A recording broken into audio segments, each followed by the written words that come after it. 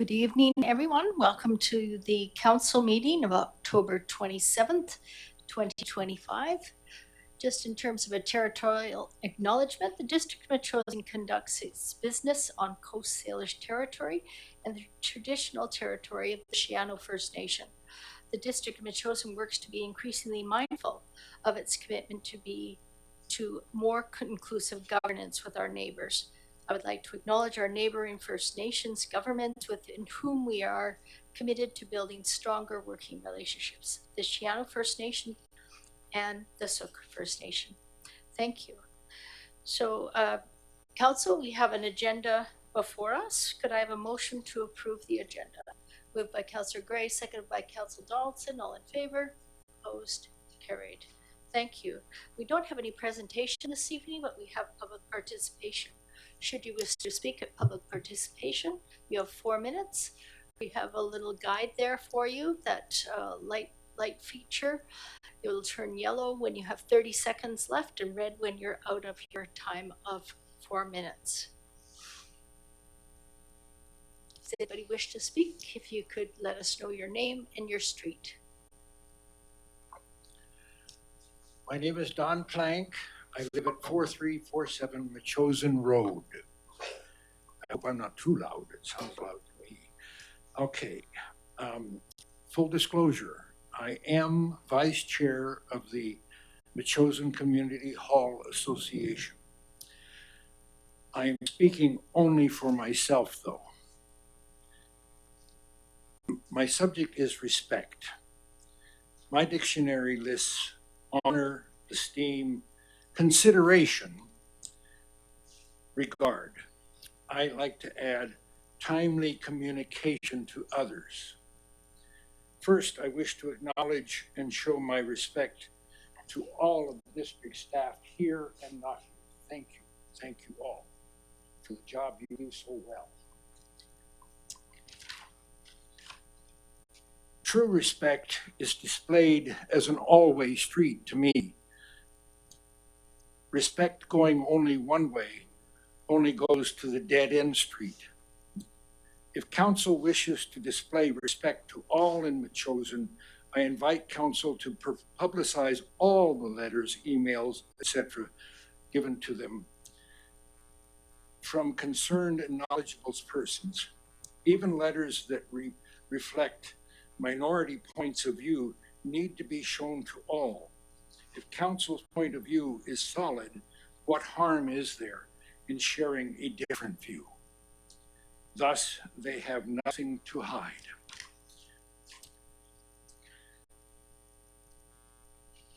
Timely communication.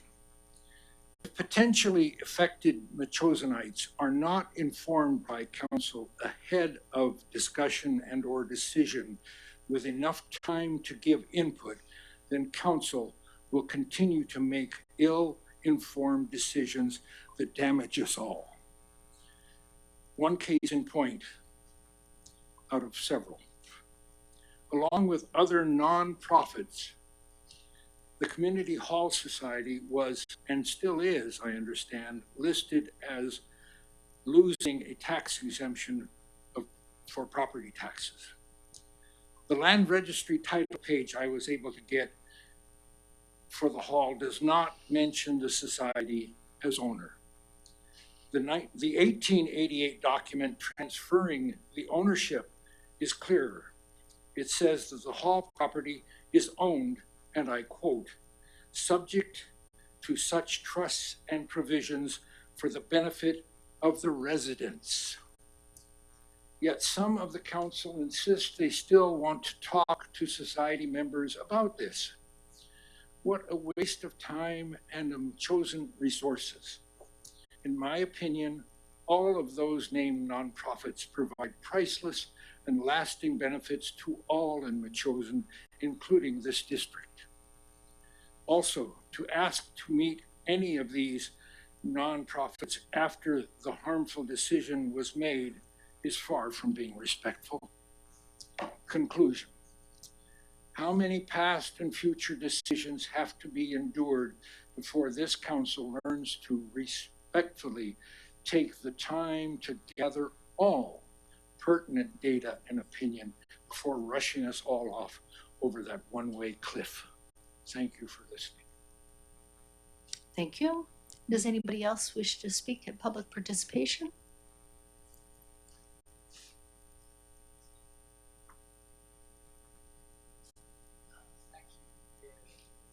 And council members. My name is Patrick Slobodian. I live on Bewdley Avenue in Esquimalt. And I am here at the request of my dear friend and former work colleague, Naseem Janmohamed, who is in Nepal right now, but would dearly love to be here tonight. And I am speaking about the agenda item 10B, which is on the humanitarian crisis in Gaza. So both Naseem and I are core members of the Victoria Health Workers Against Genocide, a local group of 80 plus members who affiliate themselves also with other local, national, and international like-minded groups. Our group formed specifically in response to the ongoing systematic destruction of the healthcare system of Gaza, which is confirmed as a medicide by UN experts. And quickly, let us not be lulled into complacency by Donald Trump's so-called 20-point Gaza peace plan. All reports indicate that, like every previous peace plan, this plan is playing out as both a farce and a tragedy. The catastrophe is ongoing.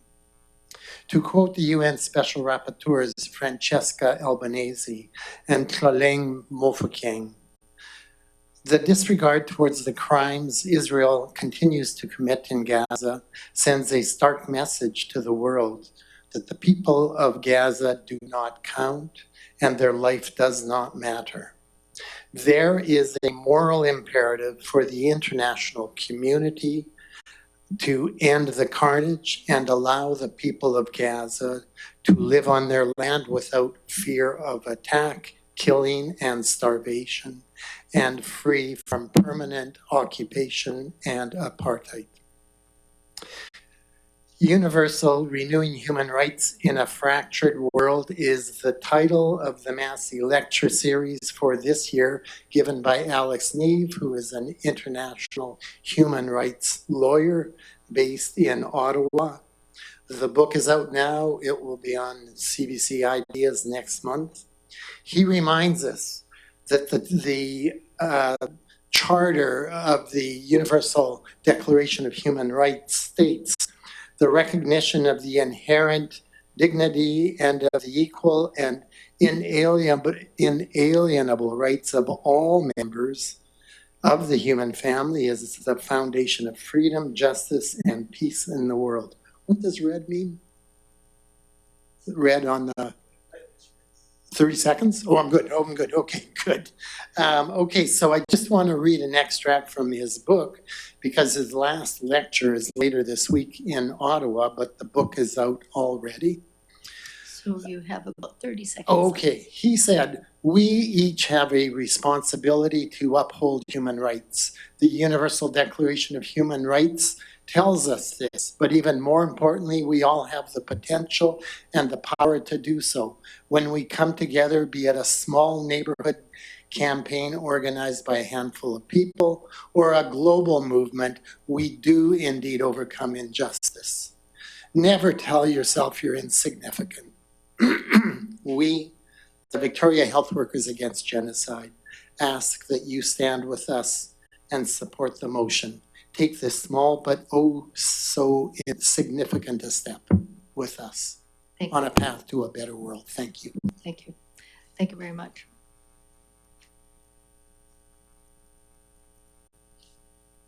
Sarah Anthony, Metchosin Road. So I've been giving some thought to our whole financial situation. I remember at the end of Mayor Rand's last term, he said something along the lines of, like, whoever's on council is going to have a really tough job ahead with the cost of policing and the challenge of the fire hall coming up. And of course, costs have risen even more since then, which was not foreseeable, but that's what happened. So here we are. So in order to cut costs, council, I guess, decided to remove a portion of the permissive tax exemption. I don't know if you're aware, but this has been kind of unpopular. And I think I can understand why. If there's one thing that Metchosinites value, it's our volunteer organizations. So how do we balance the budget? We are either going to have to make cuts, increase taxes, or find a way to bring money in another way, such as opening up Souk Road for light industrial, or a combination of things. None of these options are ideal, but some less than ideal things are going to have to happen, obviously. The question is what? So, I mean, what I would like to see is district staff coming with solutions. I know Jeffrey's suggested some things before, but it would be nice if those things could be brought to council and to the community so we can all kind of look at what we're facing and what our choices are as a community. Thank you. Thank you.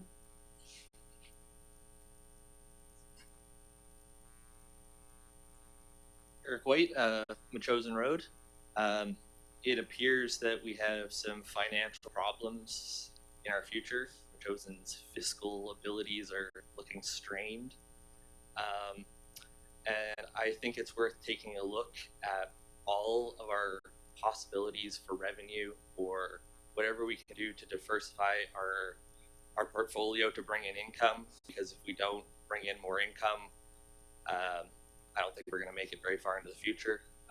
I think we're in a no bad ideas situation, whereas we're going to have to start with the bad ideas and hopefully find something that's not the worst idea, right?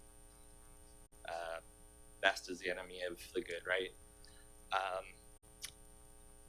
As for having a referendum over our fire hall, I think that's another financial burden that we can't afford.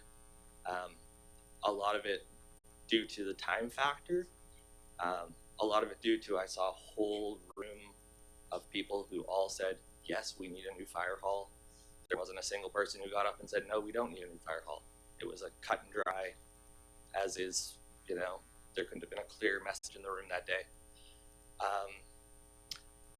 And I think the shovels need to get in the ground immediately.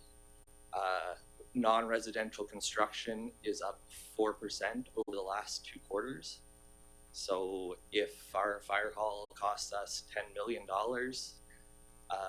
or on January 1st, if it was a $10 million fire hall, now it's a $10,400,000 fire hall.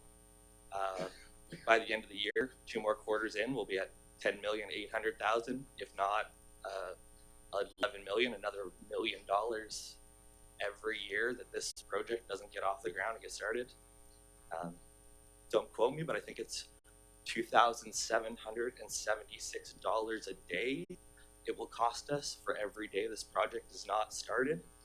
And it's, yeah, how much do we want to spend on not moving our feet? I hope we get going. Thank you. Thank you.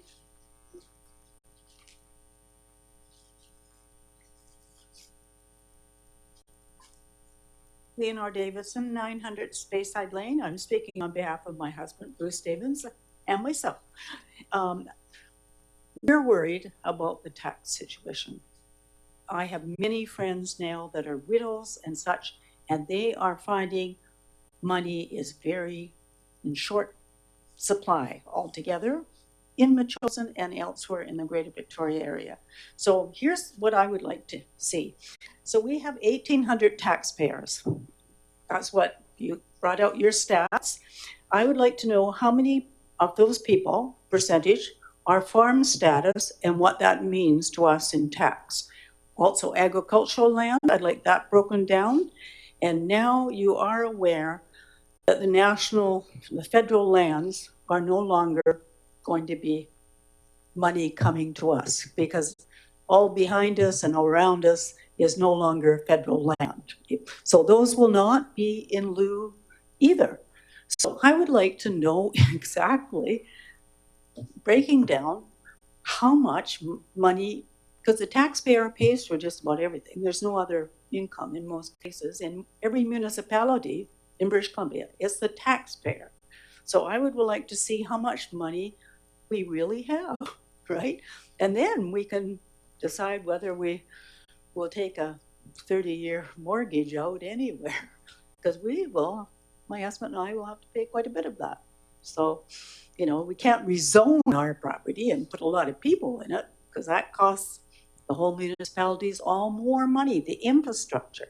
So I would like to see that put in, so we can all see what we really have to spend without any tax increase.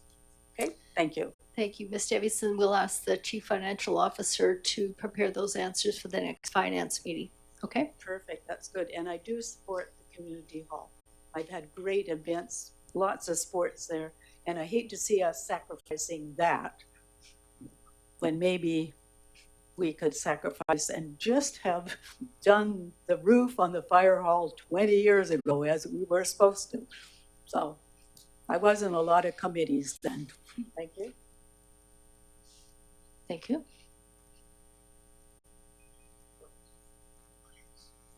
Go ahead, Wendy.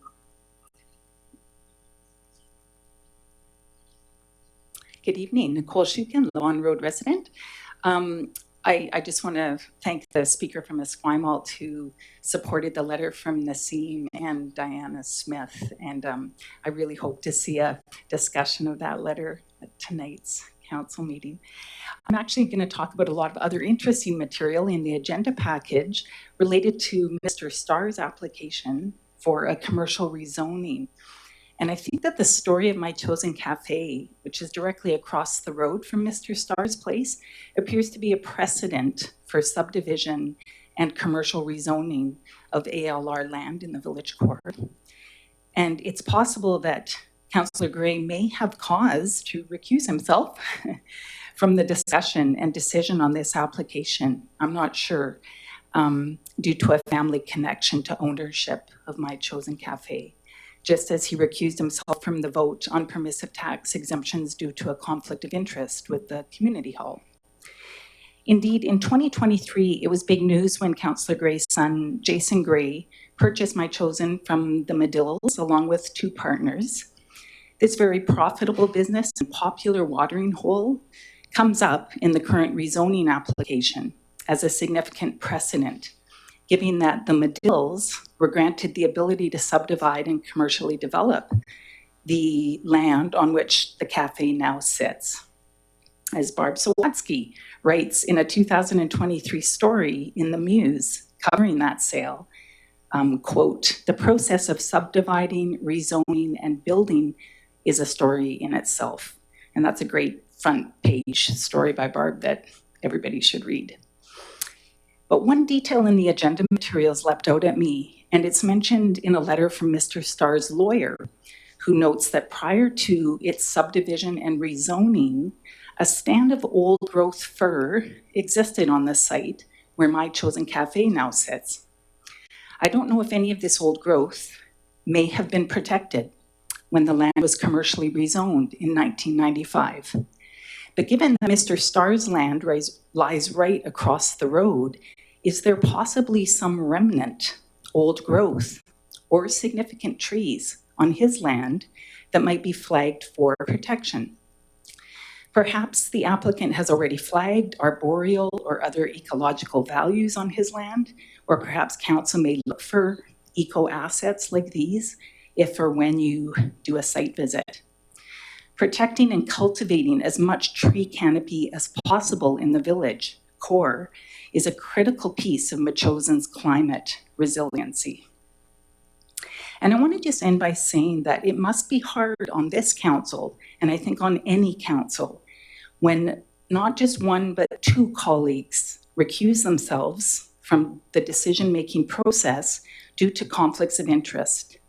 And this is because it places the weight and responsibility of decision-making, hard decision-making, on fewer shoulders than is ideal with a council composed of 5 elected representatives. And so hopefully those who recuse themselves work to make it easier, not harder, on their council colleagues who are left sitting at the table to make decisions. Thank you. Thank you.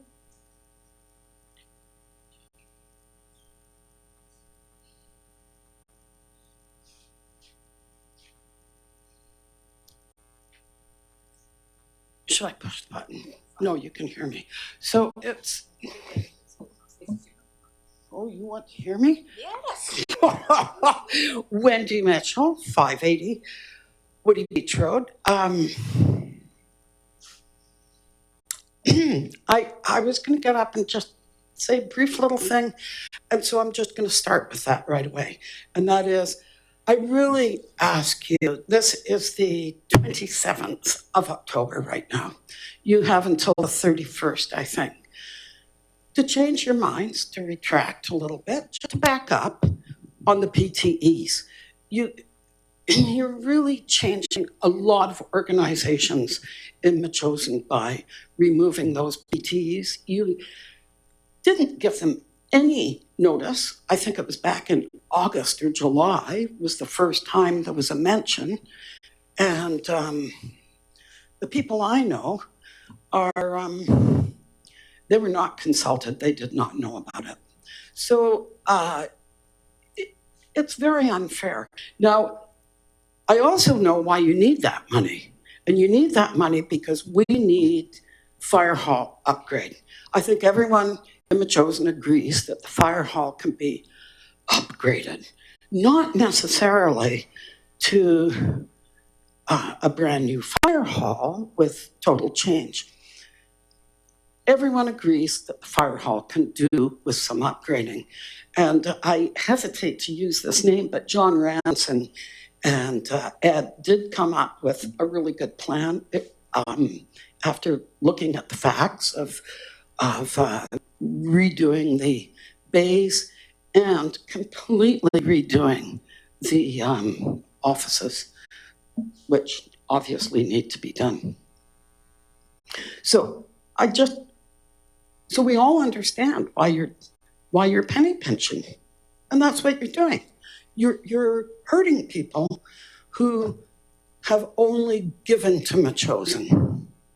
And I just ask you to reconsider that, because it's going to be really hard for those organizations, even if you change your mind next year, it's going to be really hard for those organizations to readjust. I don't understand money at all. Anyway, that's what I think. I ask you to do that.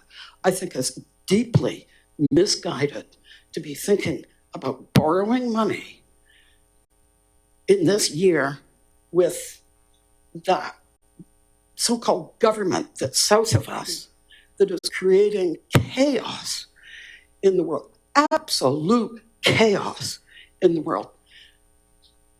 Would you be out borrowing money right now to put in a fancy new kitchen?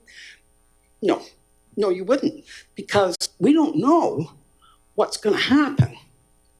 So we really don't know what's happening. So I really think that we should not be borrowing $13 million, which we know is going to be $26 million by the time any sort of brand new fire hall is done. And if I still have a minute or two, I'm a little surprised by the last speaker getting up and talking about conflict of interest, because there was a problem, I think, with the process of the PTEs being removed, because the two people who are slightly involved with two of the items recused themselves and were not called back for the vote on the other items, and they should have been. Thank you.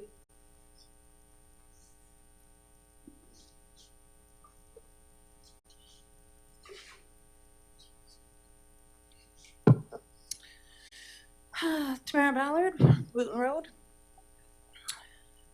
I have two things I'd like to talk about. And I'm going to start with 12A. So I'd like to show my support actually for Mr. Starr's application. I think that if it does get rezoned as commercial, we'll be receiving the taxes for a commercial base. So there's my support for that. And then on to agenda item 13B, which is the UBCM grant. So I just did a quick Google search on the UBCM grant for that it's still under review if it's available to the public. The short answer, no, not fully public yet. And the reason is because of freedom of information and the protection of privacy while it's still being considered. So there's been some talk in the community that a previous member of the council table or the council has the grant application. How would they have received that? Who leaked it? And what are the consequences for the person or persons who leaked confidential information to the public through FIPA, community charter, and the district's code of conduct? Why was proper procedure not followed? Thank you. Does anybody else wish to speak?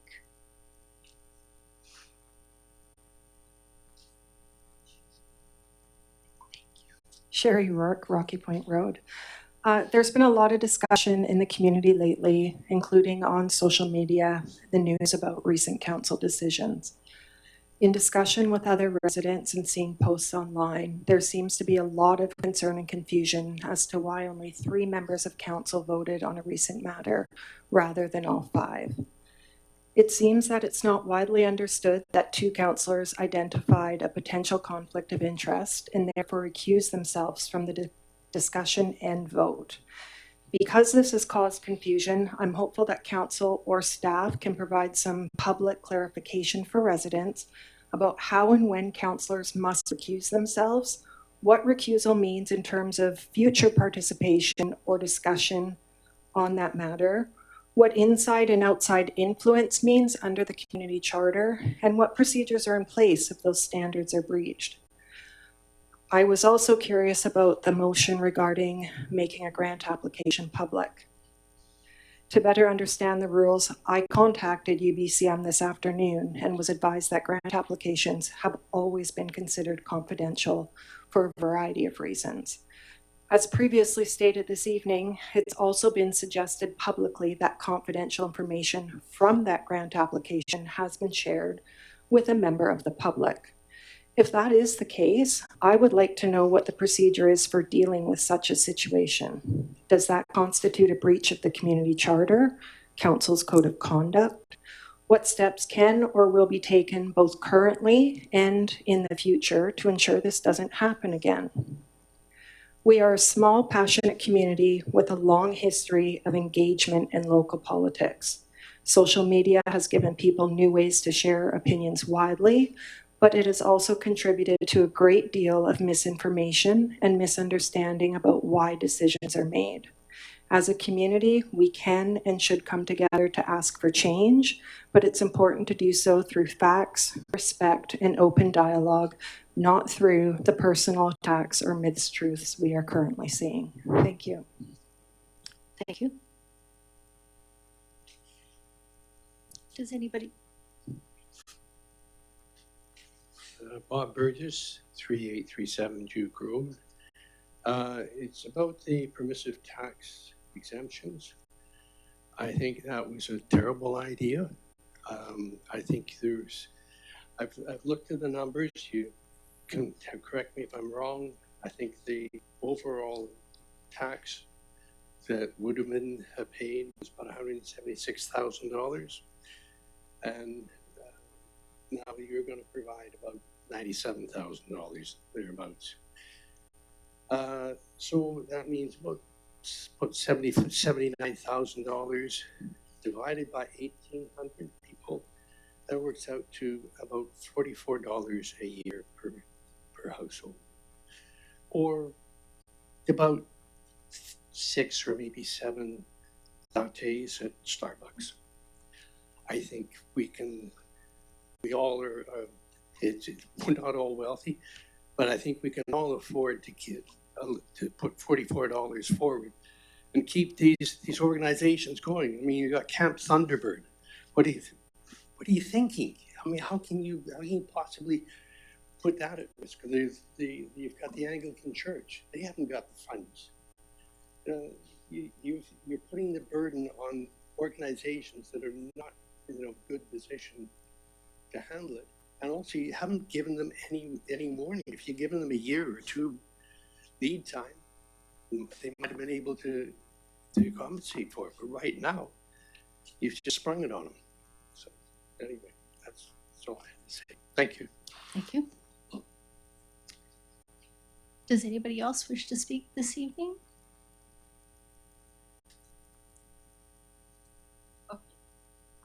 My 2 cents worth. Jennifer Burgess, 3837 Duke Road.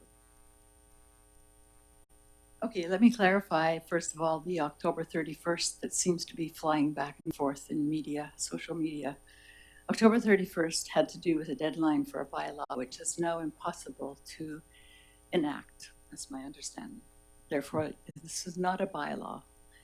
This now is a decision of council itself to continue to apply this exemption in the way that you would like to apply it. And therefore, I exhort you to withdraw your decision.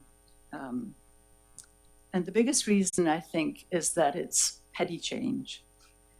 We're talking about $80,000 spread through 1,800 homes, which we perfectly easily encountered and managed for many, many years, and it's a very drastic change.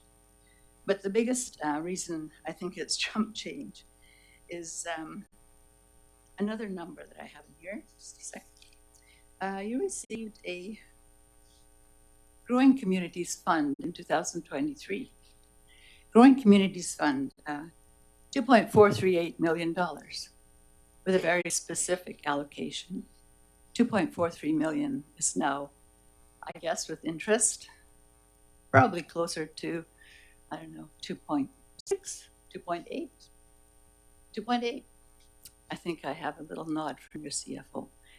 Now, surely, I have been on both sides. I've been on the council table, and I've been on the administration side of municipalities.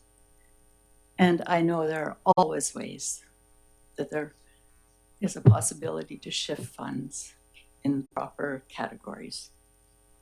And to me, I'm sure that you can find the $79,000 in some other fashion inside your budget.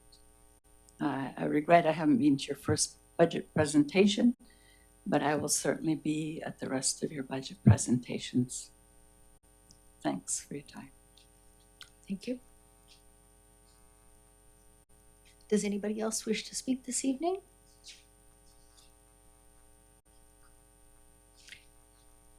Eric White, 4290 Metchosin Road.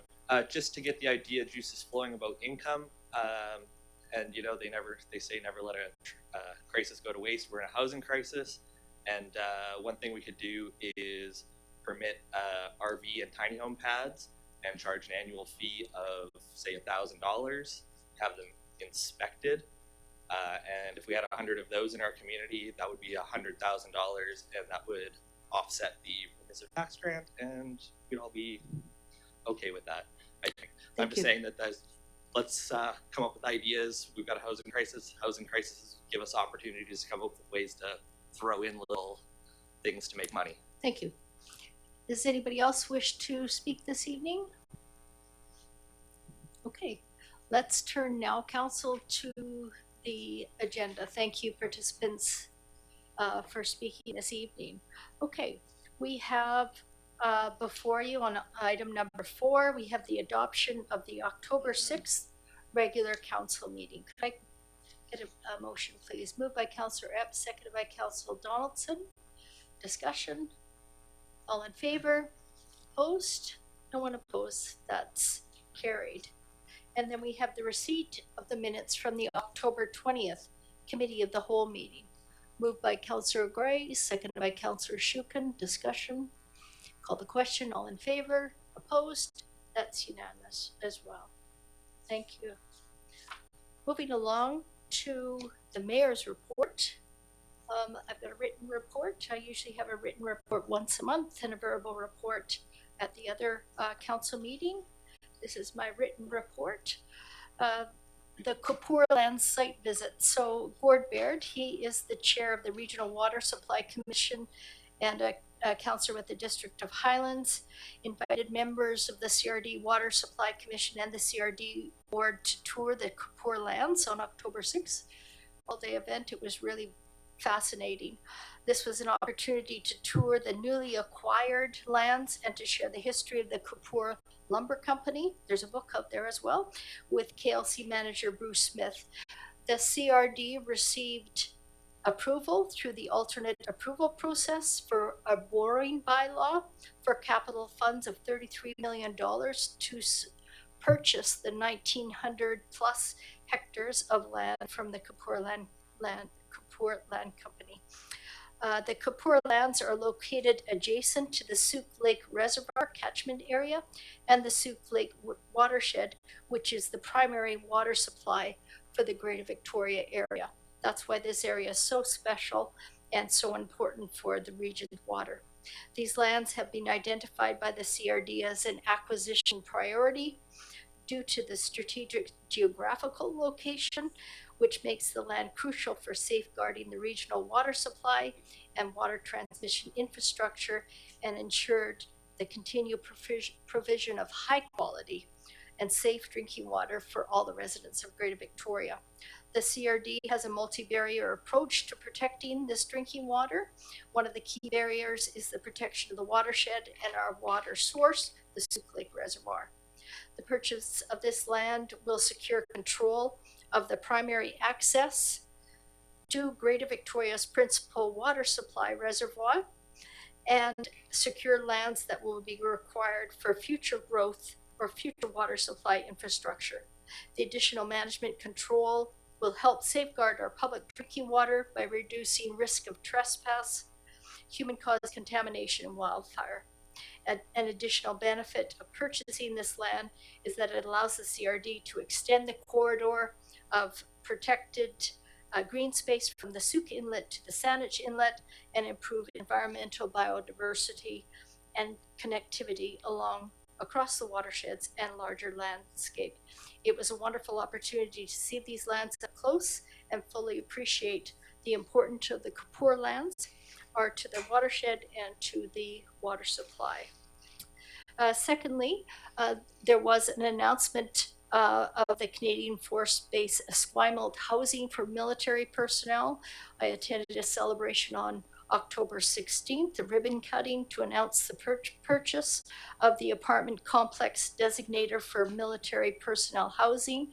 The reason why I wanted to bring this to your attention because our MP, Honourable Stephanie McLean, the Member of Parliament for us, and the Secretary of State for Seniors provided the announcement along with Captain Kevin Whiteside, the base commander, and Paola Zora, CEO of the Canadian Forces Housing Agency.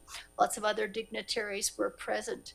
Honourable Stephanie McLean participated in the ribbon cutting ceremony on behalf of Defence Minister David McGuinty to mark this acquisition. She said the project demonstrates the government's commitment to supporting Canadian Air Force personnel with timely access to the safe, affordable housing. And really, this is lessons in good communications, not only with our neighboring communities, but also with the federal government, because this privately developed $23 million apartment complex, which was will be ready for personnel in January, was in a court-ordered bankruptcy sale. When the mayor of View Royal heard this, he contacted Kevin Whiteside, who's attending our mayor's lunches. He texted him right away. They had a conversation. Kevin Whiteside, Commander Whiteside, forwarded the information to the feds, and it was within I think, 43 days that they pivoted and they were able to purchase this for Canadian Air Force personnel. They have a great need for housing. The waiting list is up to 600. So the new housing for this base is in addition to the 165 million 480 room residential facility for junior non-commissioned officers that was announced in August and last year, and the National Defense Policy, our North Strong and Free called, allocated $2 billion over 20 years to establish the Canadian Armed Forces housing strategy, building new homes and rehabilitate the existing housing. And the funding is in addition to $475 million committed over 10 years, starting in 2022, 2023. So I think that's good news for the Canadian Forces base at Esquimalt for military personnel housing. Along with themes of engagement at the CRD, as vice chair of the CRD, I had the extreme pleasure of attending an all-day event, excuse me, with Sook First Nation. They took us on a boat ride or a vessel ride through their nation via the water to see what their boundaries were, what their concerns were. They gave us a lot of historical context and pointed out where there had been cairns discovered. Anyways, it was a marvelous day, cold, but it was an absolute marvelous day to see, almost from an eagle's eye point of view, where their traditional territory was and why it is so important to them. So thanks to the CRD and the Sook Nation for that. And then some of us attended the Union of BC Municipalities Conference in Victoria in September. I've listed a number of key takeaways, but I think what was really poignant for me and was really absolutely fascinating, there was a discussion about the Cowichan tribes and the BC Supreme Court ruling. The panel discussion was hosted by UBC to discuss the August 2025 British Columbia Supreme Court ruling in the case of Cowichan tribes versus Canada. In this recent landmark ruling, the BC Supreme Court granted the Cowichan tribes Aboriginal title to 780 acres in the city of Richmond, including fee simple lands. The decision sets important legal, political, and practical implications for local governments across BC. On the panel was three remarkable lawyers: David Rosenberg, who served as the senior legal counsel for the Cowichan Nation within this case; Robert Younger, a former chief provincial treaty negotiator and a lawyer with 30 years experience, and Reese Harding, a lawyer focused on local government litigation. Why I'm saying this is there's a link within my report to the video of this, and there wasn't any easily summarized conclusion to this, except for that this is phase 1 of phase 3. They stress that there's no need to panic. There's going to be lots of chance for discussions. In fact, I think all of the players, including the Cowichan tribes themselves, have appealed the decision. It's unclear whether Aboriginal title may extinguish fee simple lands holder rights, possibly, but possibly not. That wasn't really clear. And I think it's a really fascinating case, and it has implications for the future. So I think this was a really terrific panel to provide local government representatives to get some indication on the nuances of this very important case that is one of the longest standing cases. Anyways, with that, and I just want to turn to a rise and report. As you remember, at a previous council meeting, it was asked for me to consider a a special council meeting right after the council meeting to discuss the permissive tax exemptions. We received a letter at the meeting from Councillor Donaldson and Councillor Gray to this effect. The next day, our deputy corporate officer reached out to our lawyers, since my reading was the same as our deputy corporate officer, but obviously members at the table didn't understand or believe that. And so the legal opinion is this, and I'll read it out. As a synopsis, the lawyer Catherine Lee at Don Lindstone and Company, our lawyers, says, unfortunately, by my calculation, the district will not be able to complete the required newspaper public notice before October 31st, 2025, which is the deadline for the PTE bylaw to come into force in order to apply to taxation for 2026.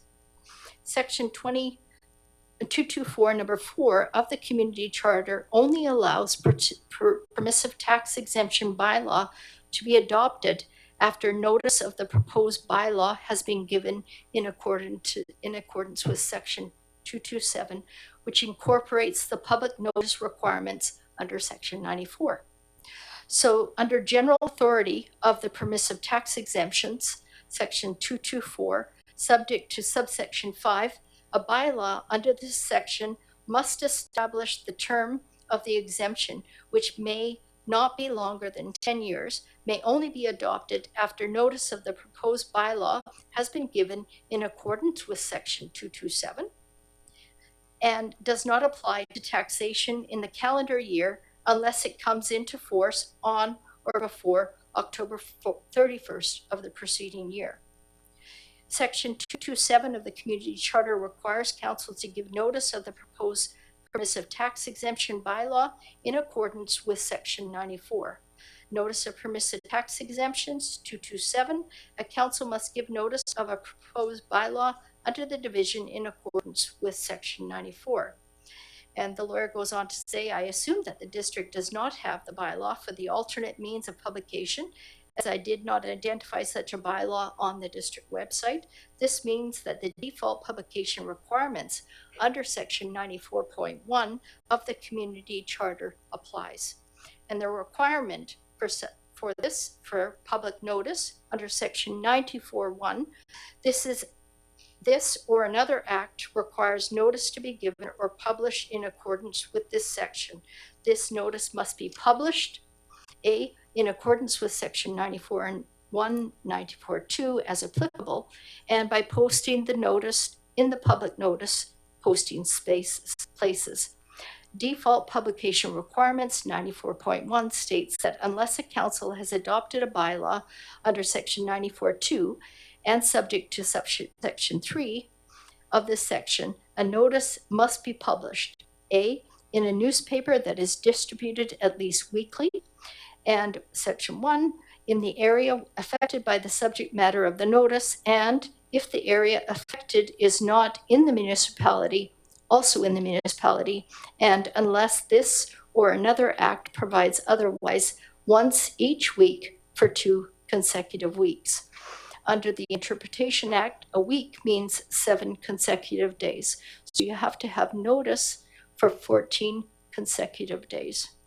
In other words, the lawyer goes on to say, the district must wait until 14 consecutive days of newspaper publication have passed before the permissive tax exemption bylaw can be adopted. Community Charter Section 2244B. The permissive tax exemption bylaw must come into force on or before October 31st, 2025, so it would have to be adopted on October 30th in order to apply to taxation for 2026. That's section 2244C. And then the lawyer goes on to say, let's say that the notice for the permissive tax exemption is published in the newspaper today. This is October 21st. 2 consecutive weeks or 14 consecutive days from November is November 4th, 2025. This means that the earliest the PTE bylaw can be adopted by council is November 5th, 2025, which is after October 31st.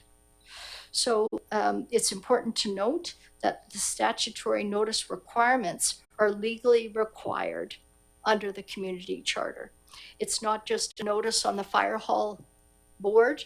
It's not a notice on our website. It has to be an official notice. I know some of you are confused by this because we pass bylaws all the time, but this permissive tax exemption bylaw and the council procedure bylaw are two very special bylaws that need to be enacted this way, and we must have these special notice requirements. So I'm told by staff that they would have had to muster sometime around the 1st of October in order to make this happen, to ask the Times Colonist to run ads on 2 consecutive weeks. Okay, and then I thought what also I would do was, since there's many questions, and if you've noticed from the comments this evening, some misunderstandings, others people have noted that there is some disinformation, I thought I would give a synopsis of what has been done. So for those of you who are unfamiliar, permissive tax exemptions are a discretionary tool. Can you hear me okay? A discretionary tool granted under the provincial legislation in accordance with the community charter statutory exemptions under 220 and 224. And they allow municipalities to provide property tax relief to organizations delivering public services. Historically, Metchosin has granted over 170,000 annually in exemptions to the 6 groups, costs that are redistributed over other property owners. This context underscores the importance of transparency, predictability, and equity in exemptions. Other communities, such as the City of Colwood, allows for full or partial exemptions based on principal use of the property, not on the service delivery. The District of Sooke and Central Saanich put a cap on their total permissive exemptions of 1.5 and 1.7 or 1.7, 1.5 respectively, of the current year's taxation requisitions, with all permissive tax exemptions proportionally reduced. Other communities do not give permissive tax exemptions at all. For 2024, the District Metchosin granted almost 2%, as opposed to Sooke and Central Saanich 1.7, 1.5, up to 2%, almost 2% of the current year's tax requisition, which is more generous than some other communities. So the new policy at the District Metchosin Council will provide a grant for the district proportion of the 2026 property taxes for the organizations approved by council.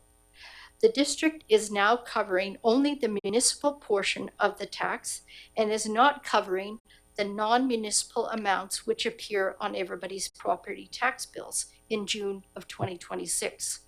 The non-municipal portion includes charges such as school tax, hospital levies, West Shore Parks and Recreation, the CRD, BC Transit, for instance. For all 7 nonprofit groups, these changes are estimated to be $92,500 in 2026.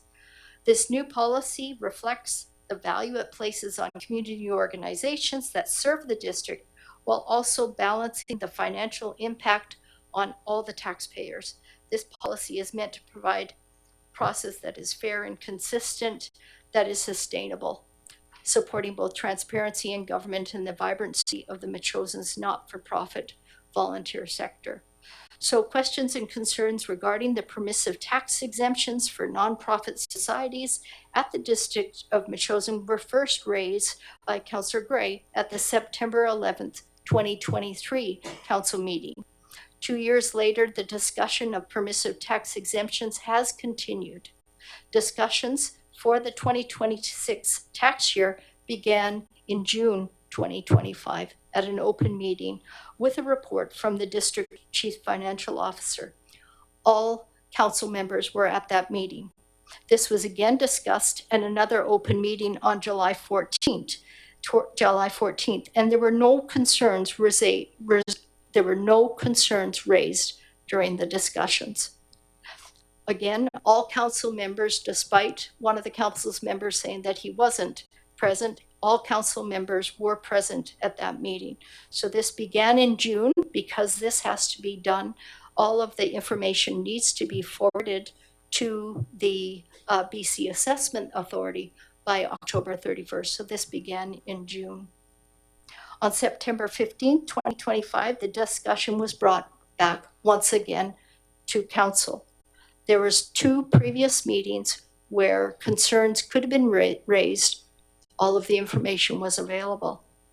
Before the item was fully introduced, 2 councillors declared conflicts of interest and recused themselves for the entire discussion. Thus, there's been plenty of discussion about permissive tax exemptions for the next year at the District of Metchosin as it relates to the 7 groups. Of course, where I misstepped was I didn't have a communication plan in place for after the announcement. I honestly didn't think about it, but certainly I should have reached out to all of the groups. And I have since then reached out to all of the groups, and I will be meeting with all of them. And I have met with some of them. All of them except for one has declined that invitation. So just to reiterate, the District of Metchosin Council has voted to provide financial support for these groups. We are doing this by providing a grant for the municipal portion of the 2026 property taxes. It is estimated that this commitment will see the district providing over $97,000 in tax relief. Comments have made it that this grant is not a commitment and that it may be considered later or may not be passed. In fact, Council has made this commitment through a resolution. At the September 15th meeting, in fact, 2 resolutions were passed. In 2025, when both amounts, both the non-municipal and the municipal portions were covered for the district permissive tax exemptions, the total amount of tax relief was $176,980. Both portions for the 2026 would be greater than $190,000 next year. It is important to remember that this amount is paid for by the rest of Metchosin taxpayers. The pivotal question really is what is a justifiable burden on the other taxpayers? Metchosin Council felt that the extra $44 for the average taxpayer was justifiable. This is what the regular taxpayer will pay to make up approximately the $97,000 Metchosin Council is granting to the 7 nonprofits and other organizations to relieve them of their municipal taxes. However, an extra $100, well, that's harder to justify. Again, please note that Council has voted to support these nonprofit organizations, and the district will be covering over $97,000 for the municipal portion of the property tax. It's also important to state that the District of Metchosin, on behalf of the taxpayers, provides grants to many organizations in the community. We do support other entities, other volunteer organizations, such as the Seniors Resource Center, the Community Hall, the Metchosin Firefighter Society, Metchosin Day Committee, Bilston Creek Society, Peninsula Area Commission, Agricultural Commission, Access West Shore, Compost Education, Wandafika Performing Arts, Metchosin Equestrian Society, Metchosin Preschool, Reimagine West Shore, Need 2, South Vancouver Island Farmers, South Vancouver Island Film, Victoria Humane Society, and Youth Parliament, and permissive tax exemptions in the past to the 6 organizations of the SPCA, YMCA, the Community Hall, the Anglican Synod, Diocese of BC, Victoria Motorcycle Club, and the BC Parks Foundation. We also have subsidized rent at the Community House for MACA, for the Metchosin Equestrian Society, Metchosin Grown Society, Metchosin Preschool, Metchosin School Museum, and Metchosin Pioneer Museum. So we do support many other organizations in addition to these groups. As I mentioned, I've asked if members of these 7 groups would meet with me so I could explain to them. The ones that have met with me thus far have heard that I've encouraged them to come to our grant and aid portion of our budgeting system, so that they could apply for that other portion if they are indeed in financial straits, as we've heard, particularly with the church. Then I heard them loud and clear when I met with them. I said, please come to the grant and aid and we can make you whole, so that we would provide you with the grant and then you would pay the tax. And so there would be zero owing by those groups. Some members of the community have also asked how council came to the conclusion of a change in policy on the permissive tax exemptions. As I mentioned, this was first brought up earlier this year, again in June, again in July, and then at the September meeting. And on what criteria did we base all of this? All of the groups provide wonderful service for our community. This decision was based mostly on the financial statements provided by the nonprofits and other organizations. Thus, this was really an empirical data decision that the nonprofits provided us with that information. And if I could just conclude by turning to our Chief Financial Officer to give us those exact numbers so you can hear what we were being told. Not exactly what we were being told, but we had received a summary from the Chief Financial Officer that in his opinion, all of these groups could pay that portion of the tax that we weren't granting them. Mayor Little, Yeah. one question through you. I wonder if Mr. Creek, when he is going through the financial information here, if he might start off with the groups that have the highest net income and go down from there, just in terms of, just so we can organize it a little bit in people's minds. I think he could do that. Yeah. I'm going to turn this now to our Chief Financial Officer, Mr. Jeffrey Creek. Thank you, Mayor and Council, through the chair. You did a very good synopsis of everything that was going on there. There's just two members of the public that I'd like to address first. They mentioned that the decision that council made was in order to save money and pinch pennies in some way. The decision council made saved the district absolutely nothing. They still give away $100,000 worth of permissive tax exemptions. It's money we're not going to collect for anything. In fact, just give it away. So I keep hearing that over and over again, and that's my bad, right? I didn't put it clearly enough in the report that the district would still be out money at the end of the day by either option that the council chose. So going into the net incomes of these organizations that applied. So it received 3 years of financial statements and charity tax returns from each organization. And so a net income is all of the revenue that an organization receives minus all of their expenses. So wages, supplies, that type of thing. So at the highest end, the BC Parks Foundation in 2024, their net income was $54,260,031, and their estimated tax bill would be $6,509. The next highest was the SPCA. So in 2024, their net income was $6,809,000. Estimated tax bill from other taxing authorities would be $13,416. Next up is the YMCA. So their 2024 net income was $2,997,766. Their estimated tax bill for 2025 would have been $42,032. The Humane Society 2024 net income was $963,392. Their estimated tax bill in 2025 was $4,170. Next up was the Victoria Motorcycle Club. Their 2024 net income was $30,655. Their estimated tax bill for 2025 was $8,770. And then we have the Hall Society.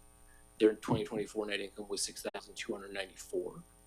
and their bill from the other taxing authorities would have been $2,676.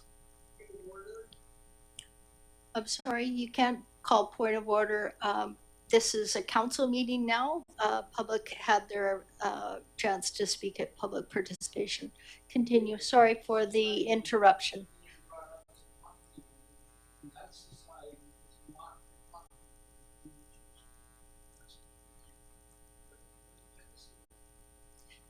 I just, if I can clarify, the tax information that we received in the grant application was not produced by the district.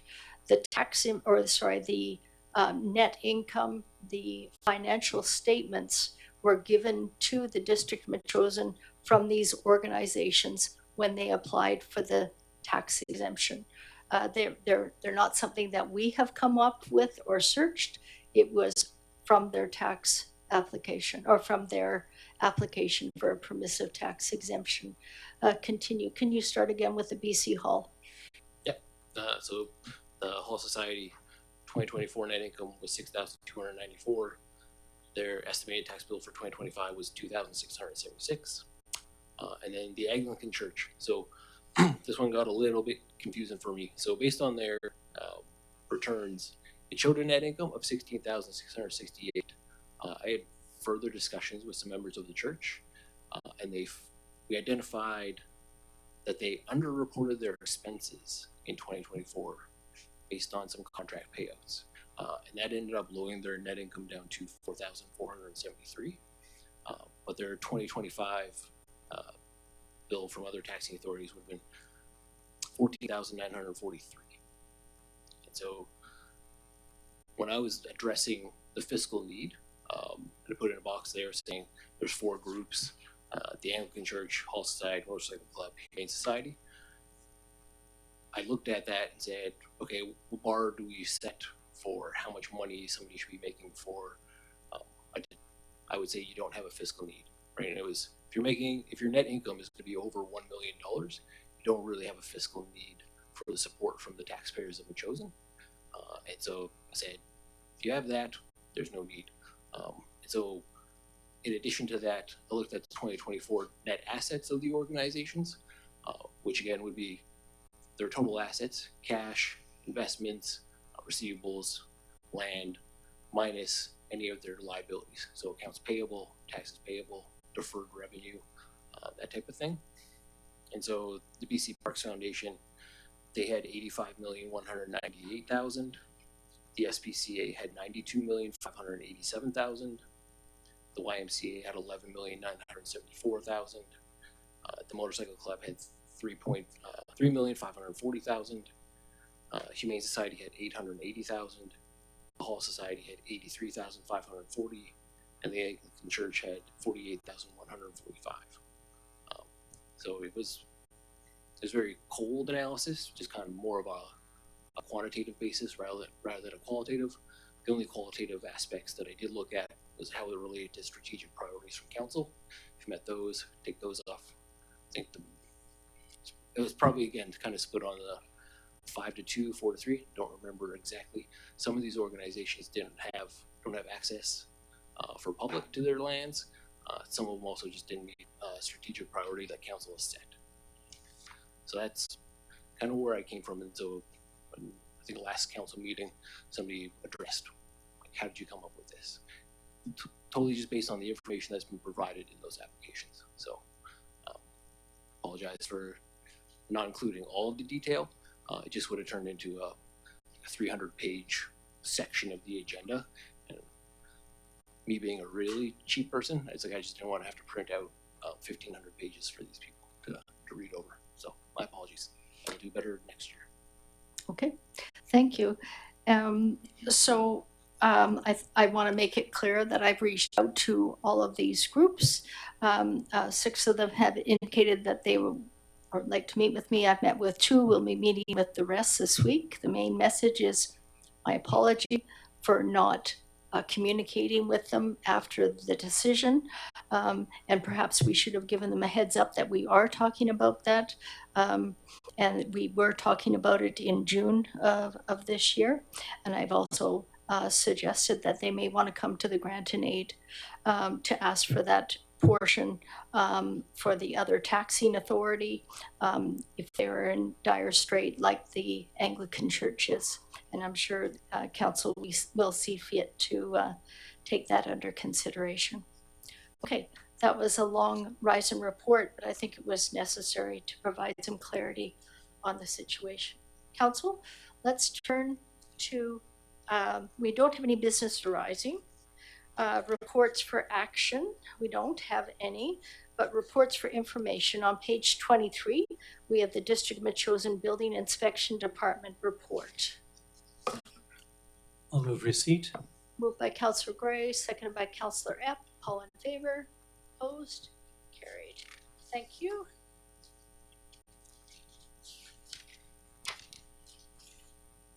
Very little, Next. sorry, one thing I just want to flag with the building inspection report is how significantly higher, how much higher 2025 is compared to 2024. So total revenue to date is 205,000, and at the full year last year was 44,000. So yeah. Okay. Yeah, thank you for that. Okay, next we have on item number 9B on page 25, the District Metchosin Public Communications Statistics Report. So these are all the complaints or comments. Kudos to the District of Metchosin, subdivided into highways by law enforcement in general. Does anybody have any comments regarding this? Not, I'll take a motion to receive. So moved by Councillor Gray, seconded by Councillor Donaldson. All in favor? Opposed? Carried. And correspondence for action. First off, we have yet again, as we've seen in other years, the backpack project. We have supported this in the past. They're asking for supporting the organizations once again in this fall and winter. They ask all of the members of the 13 municipalities within the CRD to consider having a donation box in the lobby of the Municipal Hall to collect donations from members of the community for the backpack project. We've done this before. I think it's a marvelous organization. I think we should support it. So what do others think? Councillor Gray. I'll make a motion that the district provides space in the front lobby of the Municipal Hall for the donation box for the backpack project. Yeah, this is moved by Councillor Gray, seconded by Councillor Donaldson. Anybody want to make any comments? Councillor Donaldson? Yeah, I just want to say that as councils before us, and including our own, and across the region, this is definitely a worthy cause. Niki Ottosen is a Colwood resident who has spearheaded this. Also has a box outside her property for people to drop things off. But each year we do see significant donations from our community for this at a time when people are struggling all over. Okay, so anybody else wish to speak? If not, I'll call the question, and that this is as did you read the motion out as it was listed here? That council authorized the Backpack Project Christmas campaign to take place at the Municipal Hall offices November 1st through to December 19th, 2025. Was that your motion? Pretty close. Okay, so if that's your intention, that's fine with the seconder. I'll call the question. All in favor? Opposed? And that's carried unanimously. Thank you very much. Next on our agenda, we have the communication from the Health Workers Against Genocide, correspondence from Naseem Janmohamed. I've never had to say her last name, I just call her Naseem. From the Victoria Workers Against Genocide, and from Diana Smith, Small Step Collective, Metchosin. It's a call on the federal government for a full two-way arms embargo on Israel. So council, we have this. Yeah. I wasn't going to recuse from the discussion as I am a founding member of the Health Workers Against Genocide Victoria. and it may be perceived as having a conflict of interest. And while I'm at it, I will stay out of the room for the discussion on the subdivision for the non-farm use application and rezoning at 4409 William Head Road, and I recuse there due to my pecuniary interest as a subdivision applicant. Property is next to the property that I own and the property where I live next door. So out I go. Okay. We'll just wait for Councillor Gray to leave the room.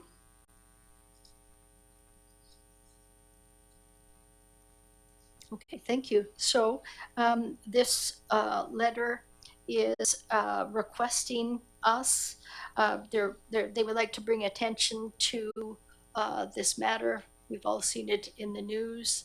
It is indeed horrifying. And they point out some of the statistics regarding the 60,000 Gazans that have died, and most buildings have been razed, and all of the Gazan infrastructure, schools, hospitals have been obliterated. We've certainly seen pictures of children dying of malnutrition on the television, and it's heartbreaking. What they are asking us to do is send a letter to the federal government. They note that Royal and I think it's Burnaby that has already done such unanimous motions called, and so they're asking us to have correspondence with the federal government. So Councillor Shukin. Thank you very much, Mayor Little. And I just want to pass on my thanks to the two authors, and I know both of them. I've actually attended some of the events. Some people in the audience may have as well through the Small Step Collective. I very much recognize the seriousness of the issue that they raise, but the other thing I recognize too is the complexity of the issue, and this is one of the most beguiling, tragic geopolitical situations, not only just now in the last few years, but probably going on for almost a century. My own view is I don't think there's a role for this council to get involved in the way that they're asking. There are plenty of ways for individuals, if they so choose, to raise their voices in their own way to government. And I know the Small Step Collective is actively soliciting correspondence to our MP and to government as well. I just don't believe that in terms of this council and the job that we're put here to do, that this is a role for us to do the letter that they're requesting. So my view is respectfully receive the letter. And at the same time, also ensure on an individual basis that we're aware and that we take steps on an individual level as we can. So thank you. Thank you. Anybody else wish to speak on this? Councillor Abbott. Well, I tend to agree with Councillor Shukin in that it's I don't know that this is an issue for a municipality to take on.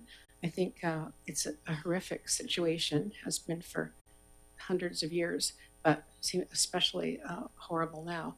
And I just don't think it is something that this municipality should be doing. I would really encourage individuals in the community to send letters to the federal government about this and to really voice their opinion on what's going on.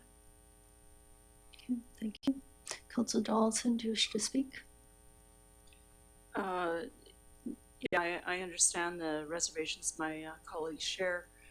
This is something that came up at UBCM ever so briefly when there was an outburst in the audience when Premier Eby was presenting, and it was I think top of mind for a lot of people, and we see it in the news every day. It is very conflicting, and it is I definitely would encourage people to get educated and put their thoughts forth, as well as what my two colleagues are saying here.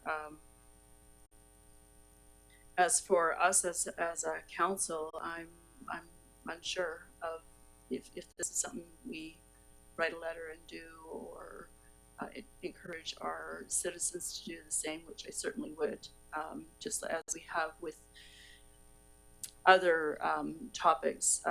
This one is closer at heart because we're talking about humans being at risk as compared to old growth forests, which are also important topics. We have so many different things and in different ways. So, yeah. So you're saying that you're going to be voting in favor of the motion to write a letter to the federal government? Is that what you're? Well, we don't have a motion here, do we? So I think the ask is that we write to the federal government. Yeah, we don't have a motion on the table though. No, we don't. Okay. So are you speaking in favor of writing a letter to the federal government, or have you got reservations? No, I think that if this council believes that's what we should do, then I would support that for certain.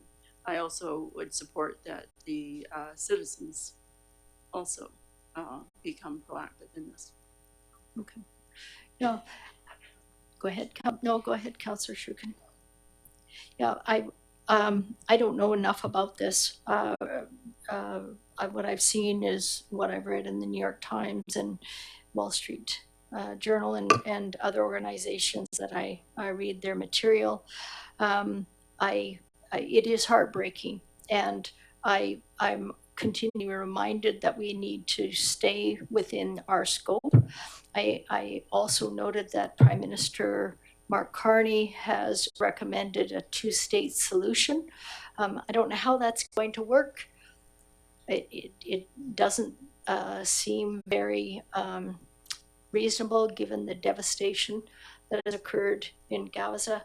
I guess what I come back to and why I'd be willing to at least have a conversation with our MP, and I will have that, is the horrors inflicted on the children who didn't ask to be born in Gaza, and they didn't ask to be born in Israel. And that is one of my real concerns. So perhaps you could leave it with me, and all of you write letters on behalf of your families, encourage other people to write letters, and I will have a conversation with Honorable Stephanie McLean about our concerns. I can even forward her this letter and say that all of council at the table are concerned about this, and we would like to hear from the federal government on what they're going to do, particularly about the arms embargo, which I'm not exactly sure what the current state of affairs is on that, but absolutely we know about the widespread famine, and I think that would be fine. Councillor Shukin. Thanks, Mayor Little. And again, one of the benefits of building a relationship with the MP is you can discuss matters like this. And yes, so thank you. And with that, I would make a motion to receive the letter from Healthcare Workers Against Genocide. Okay. So moved. This is moved by Councillor Shukin, seconded by Councillor Donaldson. All in favor? That's unanimous. Thank you. Okay, moving on.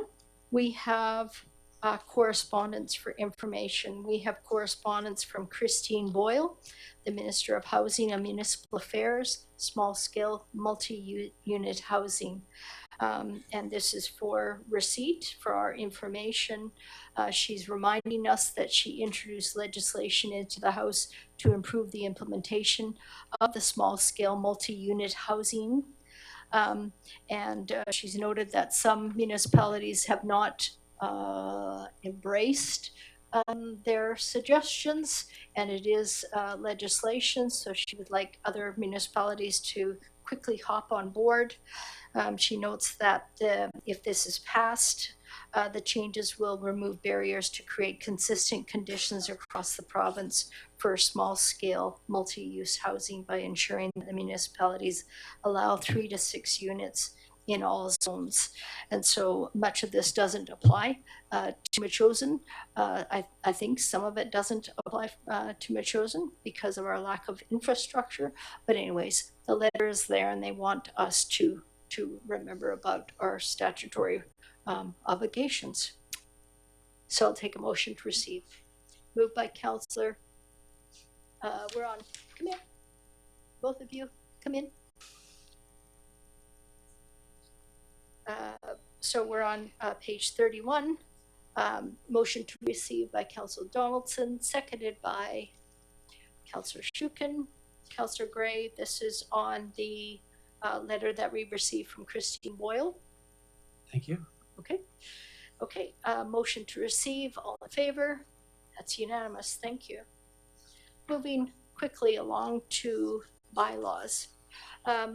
We have a report to our Chief Administrative Officer from our planner, Ms. Tara Johnson, regarding a non-farm use application and rezoning at 4409 William Head Road.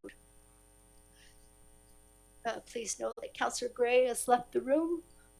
He earlier provided a conflict of interest notification. Ms. Johnson, if you can come to the microphone. Thanks so much. Good evening, Mayor and Council, members of the public. I don't have a presentation for you tonight, but in summary, this application has been before the committee previously in 2023, and the applicant, the owner, wishes to rezone a portion of the property that's currently designated village to commercial 2. This property is in the ALR, so the applicant, at the direction of the Agricultural Land Commission, has applied for a non-farm use as well to move concurrently with the rezoning process. The applicant is not seeking a subdivision. They're just looking at doing a rezoning. In terms of the Agricultural Land Commission, they recently endorsed the village designation, including the portion that's on this property. The planner, myself, and reviewing the OCP policies can support this rezoning. It fits within the village, and considering the neighboring uses, subject to excluding some uses like automotive like uses, most of the commercial uses would be a good fit. And just noting that should the rezoning move with approval down the road and the ALC approves the commercial use as well, there is still a lot of application processes that would come forward to council. So this property is within a development permit area. There is also other bylaws in place, like the tree protection bylaw, that would need to be considered as well if the applicant was looking at removing any trees, as well as the building permit application process. The applicant is here tonight if you have any questions as well. Thank you. First of all, maybe council, do you have any questions for our planner? You'll remember that this came forward, I think 2 years ago. Came forward 2 years ago. We did have a site visit planned. Councillor Donaldson and I attended that site visit. Mr. Starr allowed us onto the property, complete free reign, took us to every corner of the property, explained all and answered all of our questions. Certainly seemed reasonable to me, but please ask our planner questions from this, again, very good report. Councillor Donaldson. I only have one question, and the Agricultural Advisory Committee also did a site visit, and there are notes here to that effect. Did MEASC do a site visit? I don't recall if we had engaged them, and the reason I'm thinking that was the comment from the public earlier about protected trees. I'm not sure that this was it the northeast corner here is subject to change. It's not about taking down trees. I think it's already established that that corner is the building, in the surrounding area is the commercial part. So has MEASC weighed in on this at a site visit? Do we know? Through the chair, the From what I understand, Miask wasn't identified as a I don't want to say stakeholder. I'm obviously in the housing realm of my brain, but they did not do a site visit. It was just the Agriculture Advisory Committee. Although during our site visit, Mr. Starr pointed out a particular area of, I think, Gary Oak and others that he was well aware of and well aware of protecting. But we can ask Mr. Starr that when we speak to him next. Are there any other questions for our planner, Councillor Donaldson? Now that you've got the floor, any other for our planner? No, I have no other questions, and it was very clear from both Mr. Starr and his wife. They were very conscientious about where things are placed on their property, and they have maintained it as such, being upstanding land stewards was my observation. Okay. Councillor Shukin or Councillor Epp? Councillor Shukin. Sure. Thank you very much, Mayor Little, through you. Ms. Johnson, so it took me a little bit to actually realize that this is not a subdivision, and what's being considered is introducing a split zone to the property, and that's correct. Yeah. I note too that as you go up from William Head up for the first few homes on Metchosin Road, there are quite a number of split zoned properties, ag and C1, commercial 1, commercial 2. So this seems to fit in a bit of a pattern in a way there. Yeah, through the chair, that's correct. And some of it is also just meeting the there's currently OCP split designations. And so zonings are matching those designations. Right, okay. Sorry. Sorry. With the C2 designation, one dwelling is permitted. And then there's one accessory building as well. But Mr. Starr is proposing another dwelling, as I'm recalling from the application, on the ag portion. And then presumably, I'm trying to think about how the business structure would be called. Is that a dwelling, or would that be considered the accessory building? Through the chair, since the property is all one lot, yeah, the principal dwelling would be on the agricultural portion, and any sort of other dwelling combined with a commercial building would be that other second accessory dwelling. Right. Okay. Thank you very much. And so I'll just jump in there just to clarify, the application is for rezoning of that northeast or the northwest portion, 0.4 hectares or so. Yeah, through the chair at 0.401 hectares. Go ahead. Okay, sorry, one final question, and actually this might be to Mr. Creek. How is split zoned property taxed? So is it simply an amalgamation of the land value that would be in the one zone and then the land value that would be in the other zone, or how is the taxable value or assessed value determined? And I guess the simple answer is BC assessment, but through the chair. Yeah, so depending on what each zone is going to be, you can have one parcel but broken up into several classes. So in Metchosin, there's a number of properties that are 1 residential and 9 that is farm. So it's like 1 farm. There's also 1 and 6, which is like residential and business. So you can have business and light industrial, or business major, any type of thing like that.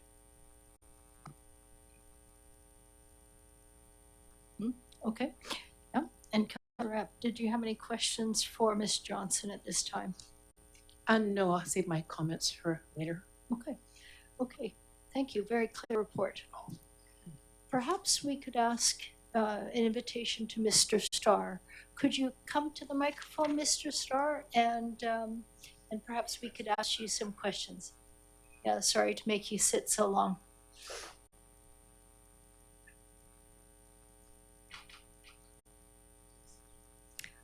Did you want to make any comments Right on. Not really, just unless you have questions of me. I Okay. mean, Okay. I'm not subdividing it. I'm gonna have to still live in the house. It's still residence.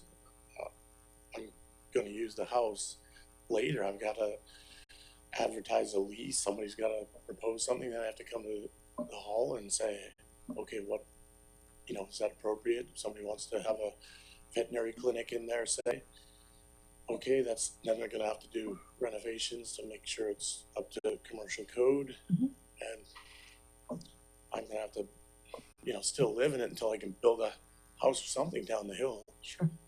But I also have I have legal road access off Perry Road and a water main there too. It's a agricultural water, but Right. I can just hook off it for a house. So. And my recollection from our conversations is one of the primary reasons why you would like to move location is because of the oil fumes and the traffic at the. Could you just explain a little bit for us, since this has been 2 years? When I moved here, it was bucolic Metchosin. There's a beautiful stand of trees across the road, and I worked as an engineer, as a student in the 80s at the D&D, and said, the guy said, oh yeah, Metchosin's great. You can get 5 acres there. Went to Alberta, worked 10 years for Schlumberger as an engineer, and I bought that property, and I just wanted to be a farmer. And the restaurant happened, and I already started renovating my house because it was a tea house in 1914, right?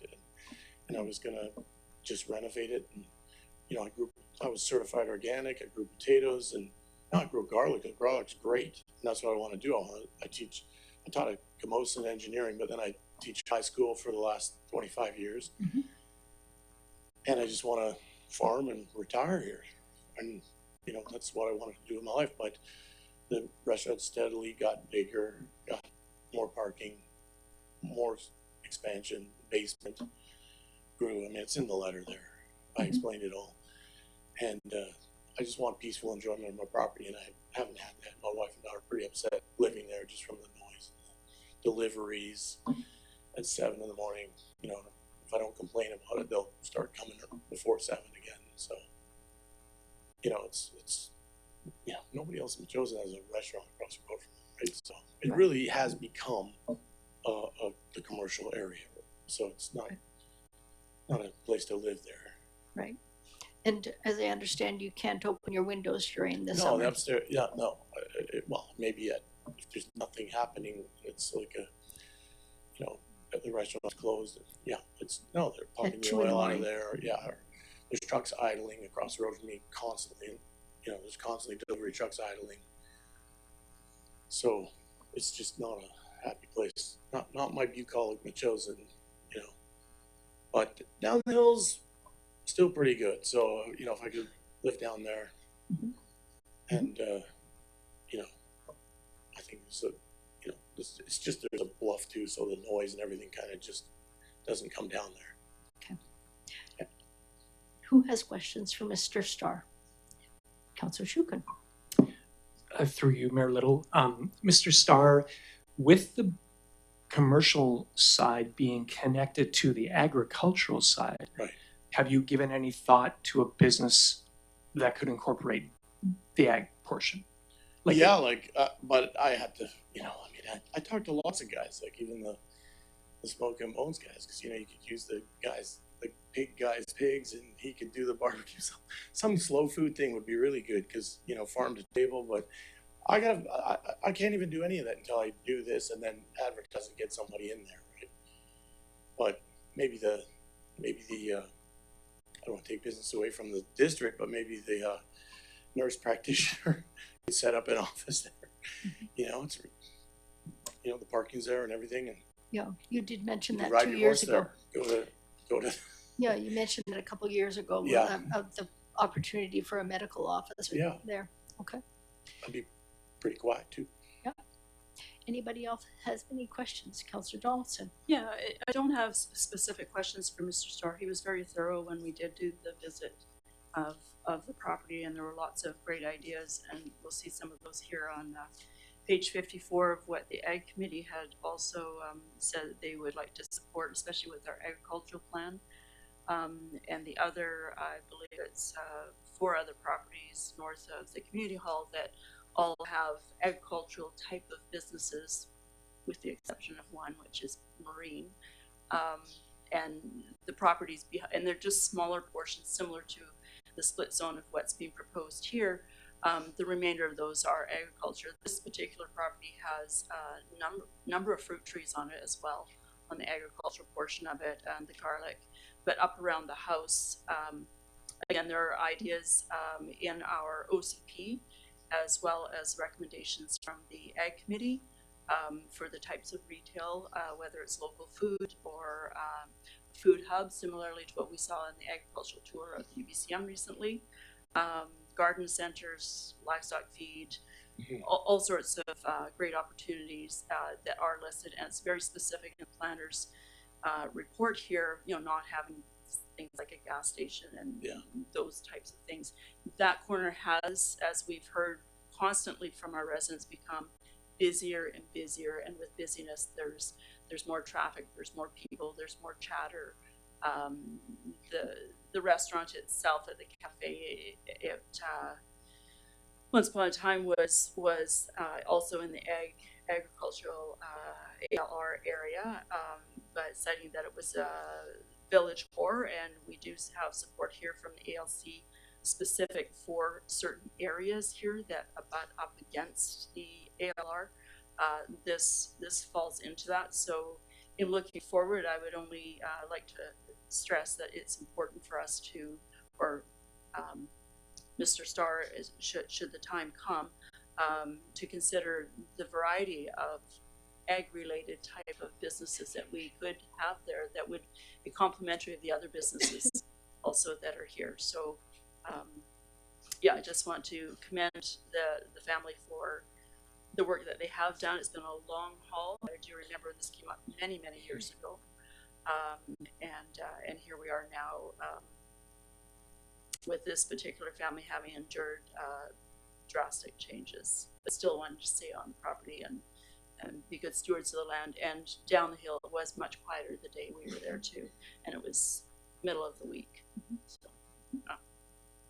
maybe I could just clear up the 0.3 and 0.401 acres, because here's the application from 2006, and I did submit this plan from you know, it was a surveyor again, Hughes and Taylor. Well, the guys are done there, but that was the original plan I submitted to the district, and even on your posting it says 0.401. It's just somehow the ALR looked at the GIS and kind of estimated off that and probably got the 0.3, but that wasn't legal survey.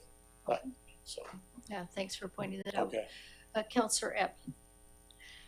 Thanks. I think you know, this, if it hadn't been for a bureaucratic glitch at the ALC, we probably would have had this settled quite a long time ago. I mean, it looks like it certainly fits in our strategic plan, and with the rest of the village core down there.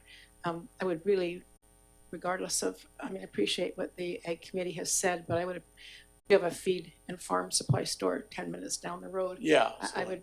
And there's Buckerfields as well. Yes. I would love to see something there that would, you know, really benefit the whole community. Yeah. It would be great. So I'll be supporting this. Okay. Did you want to go with the number 1 of the recommendation? That's on page 33.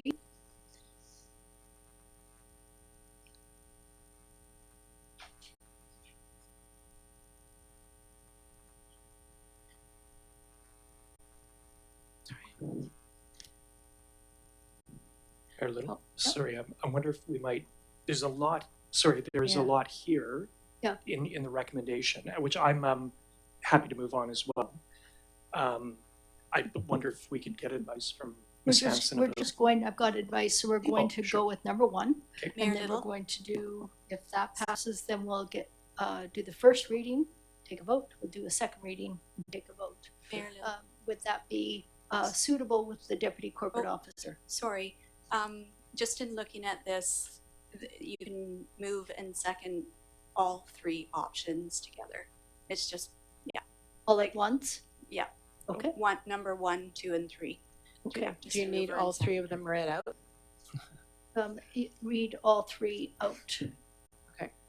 I recommend that council receive the agricultural land reserve non-farm use application to allow commercial use on the 0.401 hectare portion of 4409 William Head Road and give first and second reading to Metchosin Land Use Amendment Bylaw 711 to rezone the 0.1401 hectare northwest portion of 4409 William Head Road from agricultural zone to commercial zone, subject to a site-specific provision prohibiting the uses of appliance repair shop and automotive service station, and direct staff to schedule a public hearing for Metchosin Land Use Amendment Bylaw number 711 in accordance with section 466 of the Local Government Act.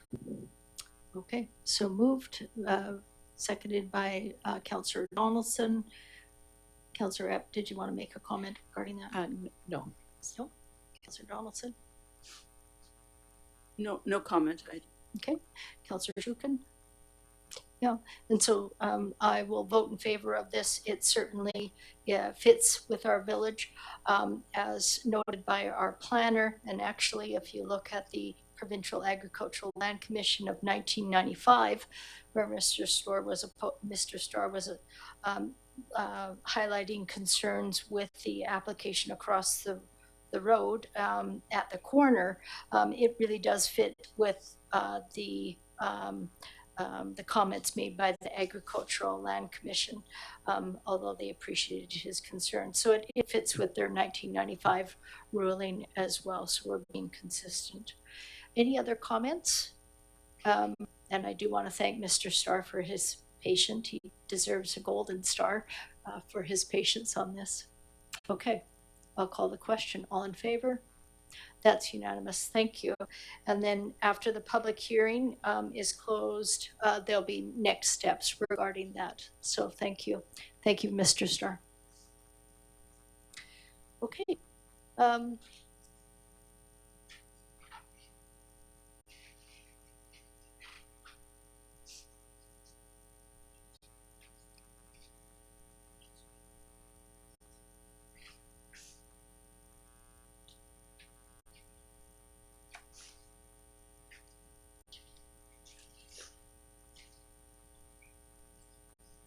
Okay, next we have item number 3, other business. This is a motion for which notice has been given. This is referendum for the Fire Hall project at the October 6th, 2025 regular council meeting. Councillor Gray made the following motion, notice a motion that council directs staff to hold a referendum on the Fire Hall project. Did you want to motivate? Thank you. Yes, I move that council put the Fire Hall project to a community referendum so that it serves as a binding precondition to the project's Point of order, approval. Mayor Little. Point of order. This is not what Councillor Gray has read, is what the notice of motion has been.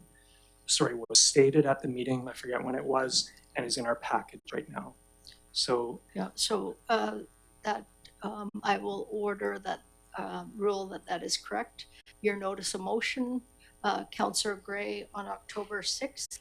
And the reason, as we found out earlier tonight, that there is a reason to provide notice.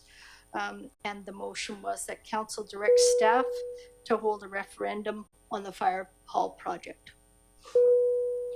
I'd like us to consult with the Deputy Corporate Officer. I'm sorry? I'd like us to consult with the Deputy Corporate Officer. I spoke to her about this. The way that the notice of motion works is that you give the general idea of your notice of motion at the time. You provide that, and then if you keep with that, then you actually write up your motion for the meeting that it's going to be at. And I don't think this varies from the motion I made earlier in terms of the intent. I'm just going to turn to our Deputy Corporate Officer to get some advice here. Go ahead, Deputy Corporate Officer. Through the chair, the resolution, or sorry, the motion that's on the agenda was the motion that was read into the public record. However, the intent of the motion has not changed. So it's not word for word, but the intent has not changed. So Robert's rules does state that if the motion if the intent of the motion hasn't changed, then the notice or the motion can be brought forward. Yeah. Okay, that's the only issue I have with that. I understand that that is Robert's rules, but it doesn't give necessary notice to the rest of us regarding the binding precondition of it. The notice of motion was a referendum on the fire hall with I mean, what would that question be? And so I'm not disputing what you're saying. I'm just saying it's problematic. Thank you. So I'll just read the motion again. That council put the fire hall project to a community referendum so that it serves as a binding precondition to the project's final approval. Okay, this is a motion on the table. Do I have a seconder? I'll second for discussion. That's seconded by Councillor Donaldson. Go ahead. So I just have 2 points. On June 16th, 2025, council approved an estimated $21 million fire hall redevelopment plan that will nearly double the size of the current fire hall. It requires the district to assume an estimated $7 million debt if we're successful and receive $7 million from the UBCM Strategic Priorities Fund. A debt of $7 million, we've been advised, council has been advised, would typically be paid for by local government through new tax revenues from future growth through new residents, businesses, and development. But growth like that is something that not contemplated in our official community plan. My second point is that on the issue of community consultation, we committed as council to increase public engagement to bolster governance as part of the 2023-2026 District of Metchosin Strategic Plan. Yeah. Okay. Councillor Donaldson, did you want to speak? No? Okay. Councillor Shukin? Thank you, Mayor Little. This is a vague and, to my mind, distracting resolution that does not have any to suggest that the community go to a referendum without a clear question or a sense of timing or an understanding of how the project will actually clarify itself over the next 12 months or a year and a half or whatever. I think it's ridiculous, and it's actually serving more as a distraction. I recognize that the process that we've gone through, it has not been optimal, that there are lots of flaws to it. But I have to remind people that one of the reasons why we went and pushed ahead with an option is to qualify for a grant that could bring as much as $7 million. And if we had delayed in that, who knows when the next opportunity might come. It might, from what we hear, the grant program is oversubscribed and there's uncertainty as to when the next intake would occur. We rushed to get there. And I have confidence that if we worked hard, we will be able to refine the project, refine the size and the cost. And if we need to borrow money, there is likely going to be a referendum ahead. Until that time goes, until that point where we can actually point to something specific and take a question on a specific project and an amount to the community, it's premature and again a distraction to start thinking about a referendum right at this moment. I'll be voting against this. Thank you. Councillor Epp? Yes, we asked the architect to give us one option that we could put forward in a grant application. And he did that, and it was option 1A. And that's what we voted on, was that option to send as a grant application. I certainly don't recall voting to spend $21 million or whatever the heck it was on a new fire hall. We just voted that that option would be the one going for the grant application. Whether or not we get the money, whether or not we end up deciding on that option is completely up in the air and probably won't even be happening until the next council is in place. I think this is very premature. I don't think it's necessary. I'm not going to vote for something that we have absolutely no idea which option for a fire hall that we're going to be deciding to build, or that the next council is going to be deciding to build, whether it's on the same site, whether it's the one where the option A places it, or whether we're renovating the bays or not. Like, there's just way too many questions that have not been decided or even thoroughly discussed. And so I certainly won't be supporting this, because I just think it's extremely premature and certainly not necessary in any way. I think when this comes up, it'll be certainly for the next council, and if that council decides on a referendum or it deems it necessary, then I think that'll happen. But I don't think we need to be putting any constraints on what happens down the road right now. Thank you. I'll be voting against the motion as well. That's not the motion that we passed. The $21 million, that is not the motion that was passed. So you're incorrect, Councillor Gray. What we voted for was to endorse option 1A, as Councillor Epps was for the grant application. And I have noted numerous times at this council table and in correspondence to the local newspaper that once we find out what our financial picture is, then we will pivot and to a different option, or that option. We will, once we find out whether we are a recipient of that $7 million grant, which not all of council endorsed, but it was the will of the council to move forward on that grant application, and I'm glad that we did. Regarding the motion, speaking to a referendum on the fire hall, this is out of process. I mean, you keep accusing us of going out of process, and this is exactly what you're doing here. What question are we asking? Do we need a new fire hall? Is that the referendum question? Can we repurpose the apparatus bay? Is that the question you're going to ask? Is it fair to not address the health and safety of our firefighters? Is that the question that you want to ask the people? A question would be, is it fair to ask employees to work in a substandard building that doesn't meet the BC building code nor the post-disaster standard? Is that the question you want on the referendum? What kind of fire hall do you want? A mass timber? Do you want steel and timber? I'm unclear what the question would be. So without a lot more talk along the process, I would be able to vote on this. Plus, a referendum costs a lot of money for the community to hold. And we would definitely have to have a deep understanding of what, not just a political question, but what do we really want input from our residents? That would be what is important here. And then back to process. This is going way ahead of where we are in the process, and I will be voting against this motion.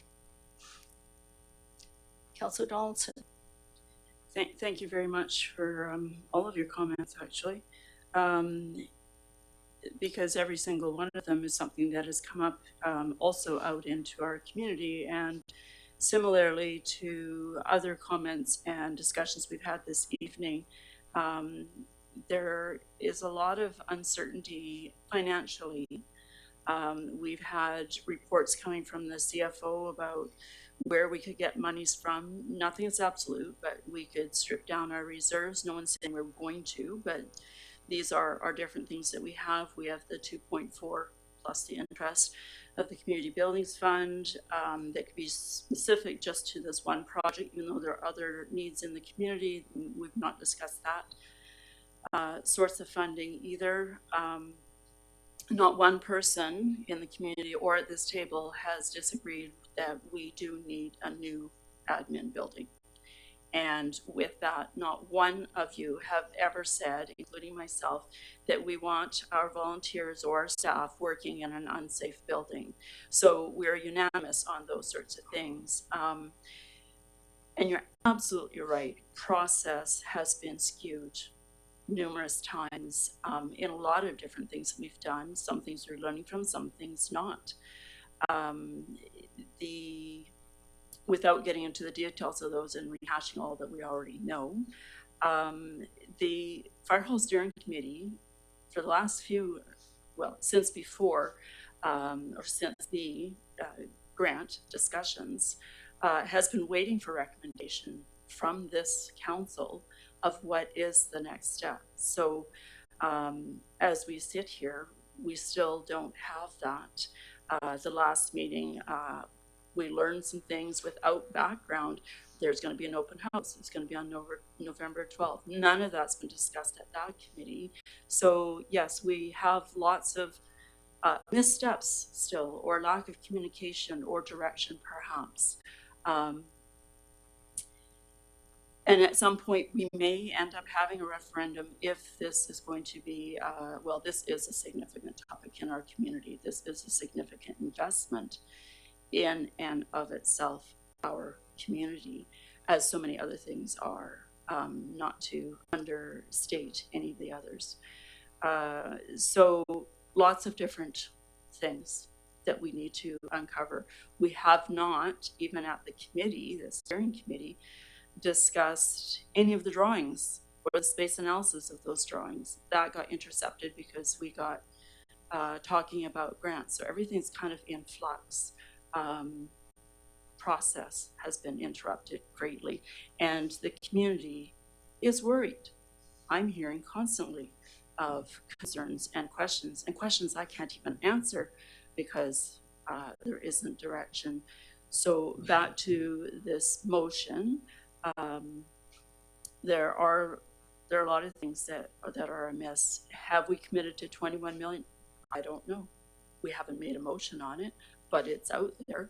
And if we're going to stick with that one, it'll be more than 21 million, certainly, because things just keep going up and bigger. And we've only just started talking a little bit of what this building might be made out of, but we haven't divested any of this information as a committee, even the steering committee, to be able to help council in any deliberations, and council hasn't given recommendations. So we're really in a flux here, process or no process. We've got a lot of work to do. And I think that the unease at the table needs to be brought to the surface and have a good conversation about what this project is and where it's going. Thank you. Councillor Gray. Yeah, but I'll give it to you. The council approved the project before we had a cost estimate. So the approval was given and we didn't know the potential cost. We then followed it through with the cost, Class D cost estimate, which gave us, through our CFO, the $21 million figure. But we already voted against exploring alternatives. So I brought that forward saying, what about a phased-in approach? And the council turned that down. I think that when you say that we don't know what the question will be, tonight the question is,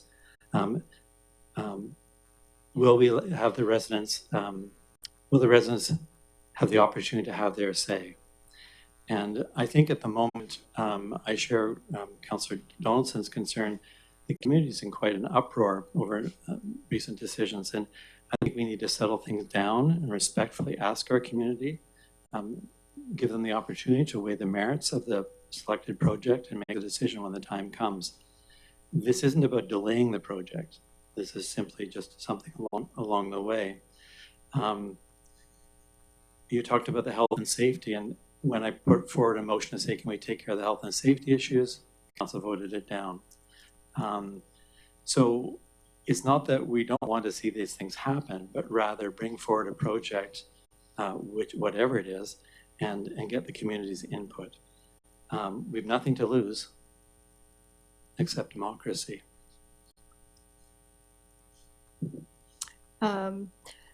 I want to reiterate that I take full responsibility for kickstarting the process so that we could apply for a $7 million grant. I understood that it was outside of the process, but I was willing to go there to potentially save 7 million in taxpayers' money. I've also received a lot of feedback from people in the community saying, we've known about this since 1987.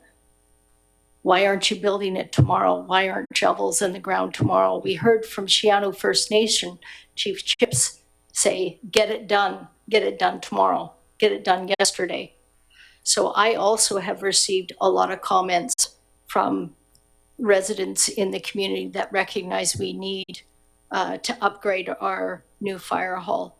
And I went outside of that process and tried to kickstart that, the whole feasibility process, because I thought that if we were to receive the $7 million grant, that it would provide a lot of relief for the taxpayers of Metchosin.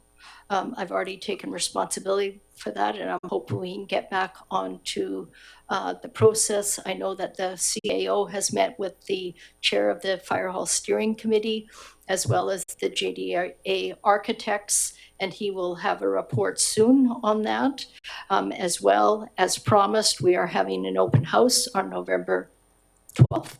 And that is for the community to come out and see for themselves, ask questions regarding all the questions that we've been grappling with. What is a spine?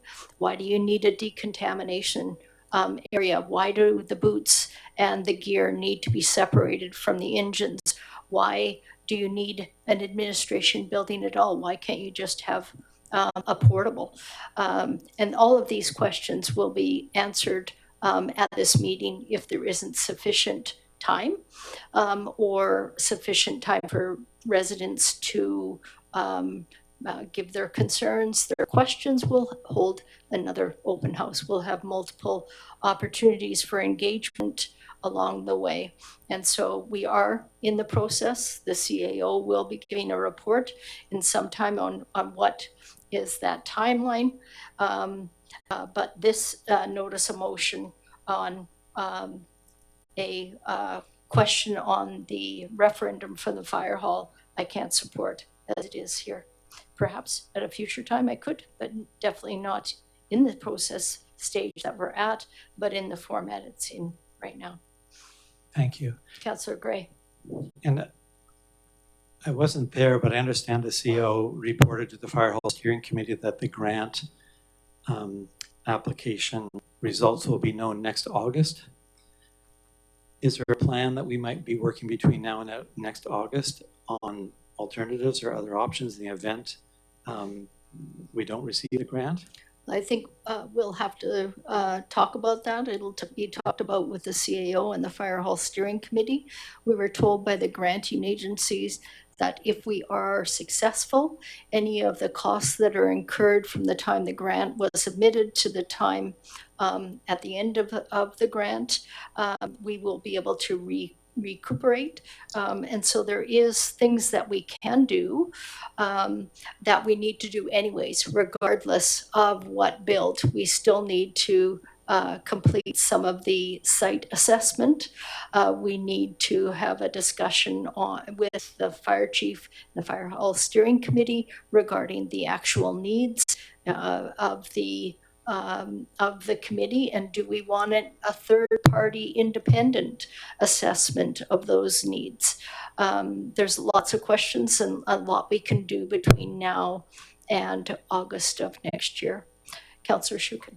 Thank you, Mayor Little. I just want to flag the motion that was passed on October 6th, which is to update the terms of reference for the Fire Hall Steering Committee and also clarify project management and a project governance model for the fire hall project. So with that hopefully happening over the next few months, we should structure ourselves to take those steps. Personally, what I think should begin to be happening is that a team of professionals get together and begin to move quickly and be able to refer material to the Fire Hall Steering Committee for further input. Again, that's one example of what could happen to speed us on, but the steps are underway to get us in a position that we can start moving and beginning to refine things. Yeah, thank you for that reminder. And yeah, one of my biggest fears is that Metchosin Council will try and micromanage this project, and we're not professionals that are needed in this project. We're professionals on other professions. This is not our expertise, and certainly we want solid advice and decision making from the professionals. And that is one of my biggest fears. So, Councillor Donaldson. Yes, thank you. Back to what we were talking about, the process and get it done. One would have assumed, even with the report that we got from the CFO, we have funds available. We could build the admin side and phase this in. But again, because we don't have, we've not, we intercepted where the Fire Hall Steering Committee was going. We canceled their June 11th meeting because of the 2 cow meetings. But and in what Councillor Shukin is just saying right now, the terms of reference, I know all the terms of references were going to be brought forward. It's in the queue for staff to be doing that. So I would hope that this is happening the same time as all of them and not be superseding that. What else am I going to say? I would appreciate if the steering committee could go back and continue what they were doing, because right now they're kind of in, like I say, in flux. We've got some upstanding skills sitting at that table. They were appointed because of their background, and it seems like we've just completely forgotten. And it's volunteer time. People put their time aside and names to put themselves onto committees like this, and to not be used. So I'm not sure exactly where the terms of reference is going to change that, or maybe not. Project manager, I can see that once we understand what we're doing. But if the committee can't finish even the slight bit that they started in the spring of understanding space analysis, to at least give a short list to council to then have something like an open house. So then we can go to the public saying that these things, you know, there's concept drawings or whatever. I don't think we're that close, but we haven't even done that work. And so we've kind of interrupted that process. Not because applying for the grant was a bad thing. It's just that we've stalled. Talking about stalled things, we've stalled. We've done nothing since the spring with the committee to be able to work forward. So we can have all sorts of notices of motions and terms of references changed and stuff like that. But there's a committee sitting there waiting to do something, and we've done nothing. It feels like they've been disregarded. Well, since the CAO is not here to defend himself, and he certainly would have something to say to that nothing's been done, I think we'll leave that discussion to another discussion when his report comes forward. I want us to get back to the scope of this question regarding the referendum. Okay, but I have sat at that meeting myself as a council liaison. I know what those gentlemen at that table have been discussing. I'm not talking about what staff has done or not done or any short-sightedness. I'm talking about what the committee themselves are ready to go on, unless there is a separate committee that I'm not aware of. But okay, I too. Councillor Donaldson, I'm going to try and bring you back to what is on the table.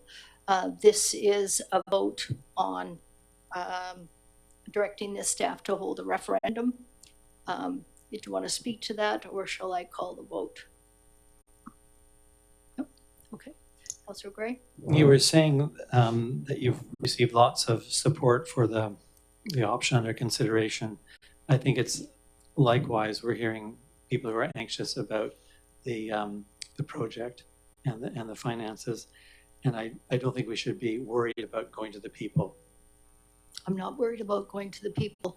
I'm worried about going to the people with a frivolous motion. I think we will have public engagement, and if it it is the wish of the council that we hold a referendum on a very specific, carefully worded referendum, and there is an art to developing questions for a referendum, then I will likely go with that, but not with something on the fly like this. Sure. Well, a referendum is not a frivolous question. The question that would be in the referendum, of course, would be studied and prepared beforehand. This is a higher level request today, but I accept your argument. Thank you. Okay. Does anybody else wish to comment? I'll call the question. All those in favor? Councillor Gray, Councillor Donaldson in favor. All those opposed? Councillor Shukin, Councillor Epp, Mayor Little opposed. That motion's defeated. Okay, thank you. Good discussion. Let's move on to the next item, which is 13.B. This is a motion for which notice has been given. Public release of UBCM Fire Hall grant application. At the October 6th regular council meeting, Councillor Gray made the following notice of motion: that council direct staff to release the UBCM Fire Hall grant application to the public on the district website. Councillor Gray. I move that council direct staff to release the UBCM Strategic Priorities Fund grant application to the public on the district website following the redaction of any personal information, proprietary or third-party confidential data. This is a motion proposed by Councillor Gray. Do we have a seconder? Second for discussion. Seconded by Councillor Donaldson. Councillor Gray. So we submitted a grant application for $7 million to the UBCM Strategic Priority Funds in early September. The application followed the recent, and I would say controversial council decision carried by a narrow 3-2 vote to proceed with a Vancouver Architects Preferred Fire Hall redevelopment plan. I'm also aware that Section 25 of the Freedom of Information and Protection of Privacy Act imposes a duty on public bodies to release information without delay for transparency and accountability when it is clearly in the public interest. And I would argue this is in the public interest.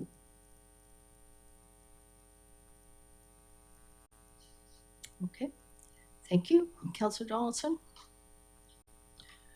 Thank you. My understanding of the charter as was read earlier this evening, that this may in fact not apply under FOIPA rules, but maybe I don't have that clarity or the knowledge of, so I'd be seeking more information possibly from the Deputy Corporate Officer on that.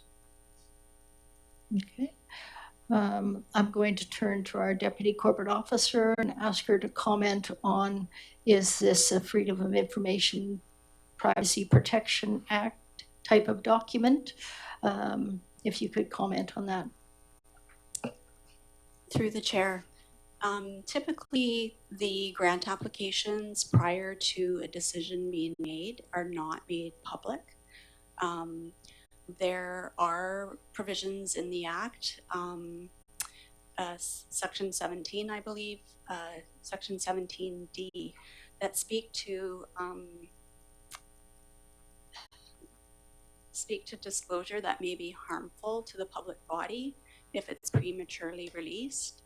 So I will leave it up to council on whether they would like to direct staff to place it on the website, but typically at this stage prior to a decision, it would not be public information.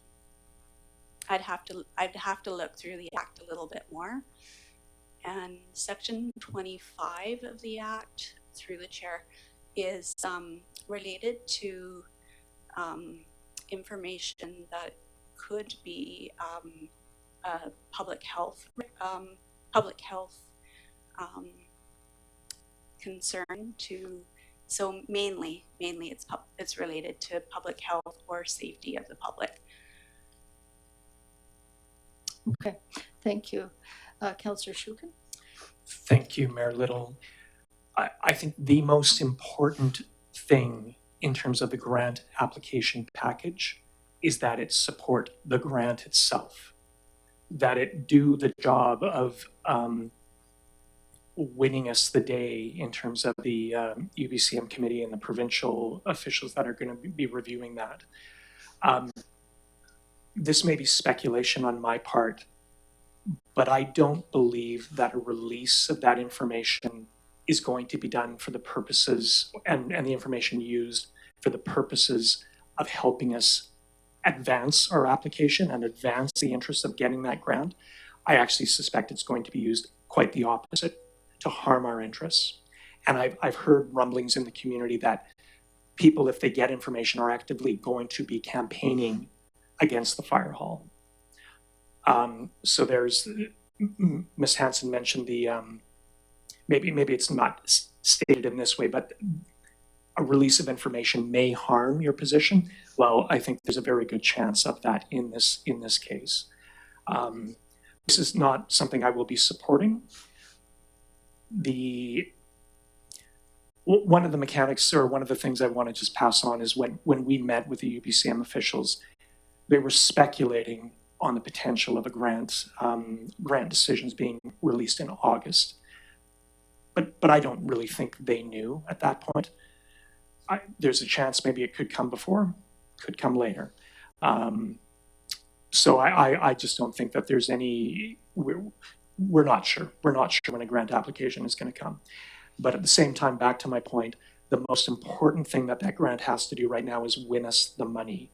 And I really would be reluctant to have it generally circulating in the community.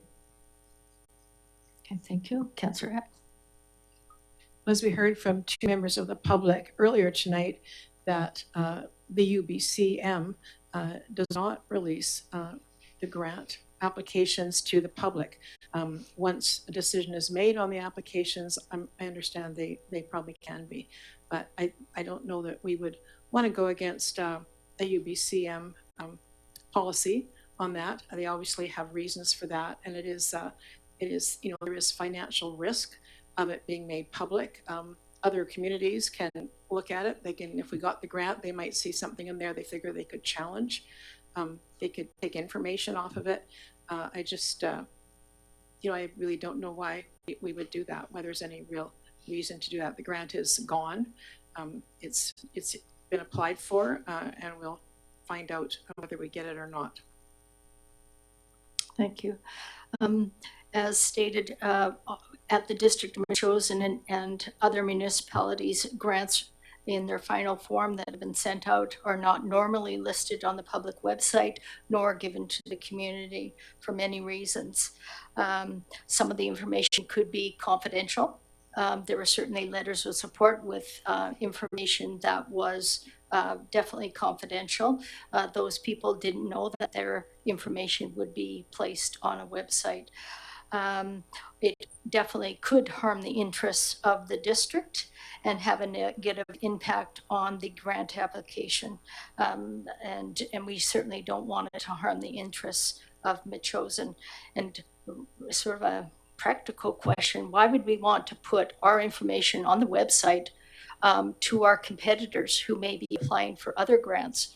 That's not normally a thing. I've written many grants and received many grants from the National Institute of Health in the States and in Canada, and they never release that kind of information.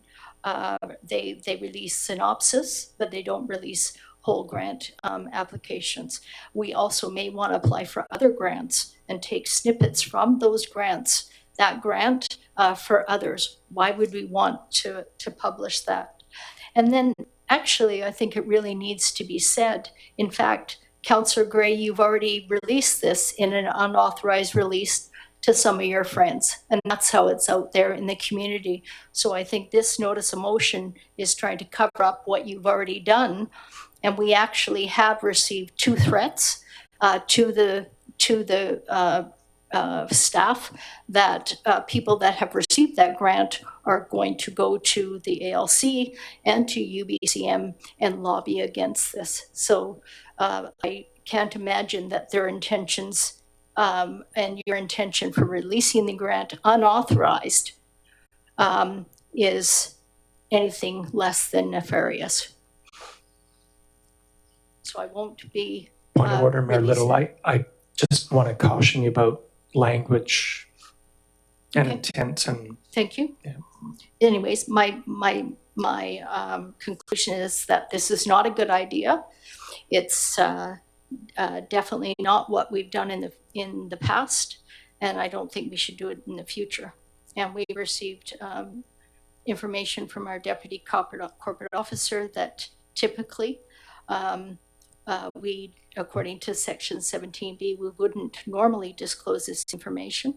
I think we need to have that conversation with UBCM, and it's likely the information that residents received this morning will be consistent with what we receive. Thank you. Councillor Gray. Mayor Little, I think we should seek the advice of the CAO on the comments you've made this evening, and we can have a discussion about that. Yeah, absolutely. He's well aware of what occurred, and I'm sure would be able to help you understand the situation. Yeah, I think he will be. I just want to mention that I think it was inappropriate for you to raise this tonight at this table without the CEO here to provide advice. I think this was I'll offer completely you appropriate since this was a notice of It wouldn't be a good motion. idea to interrupt.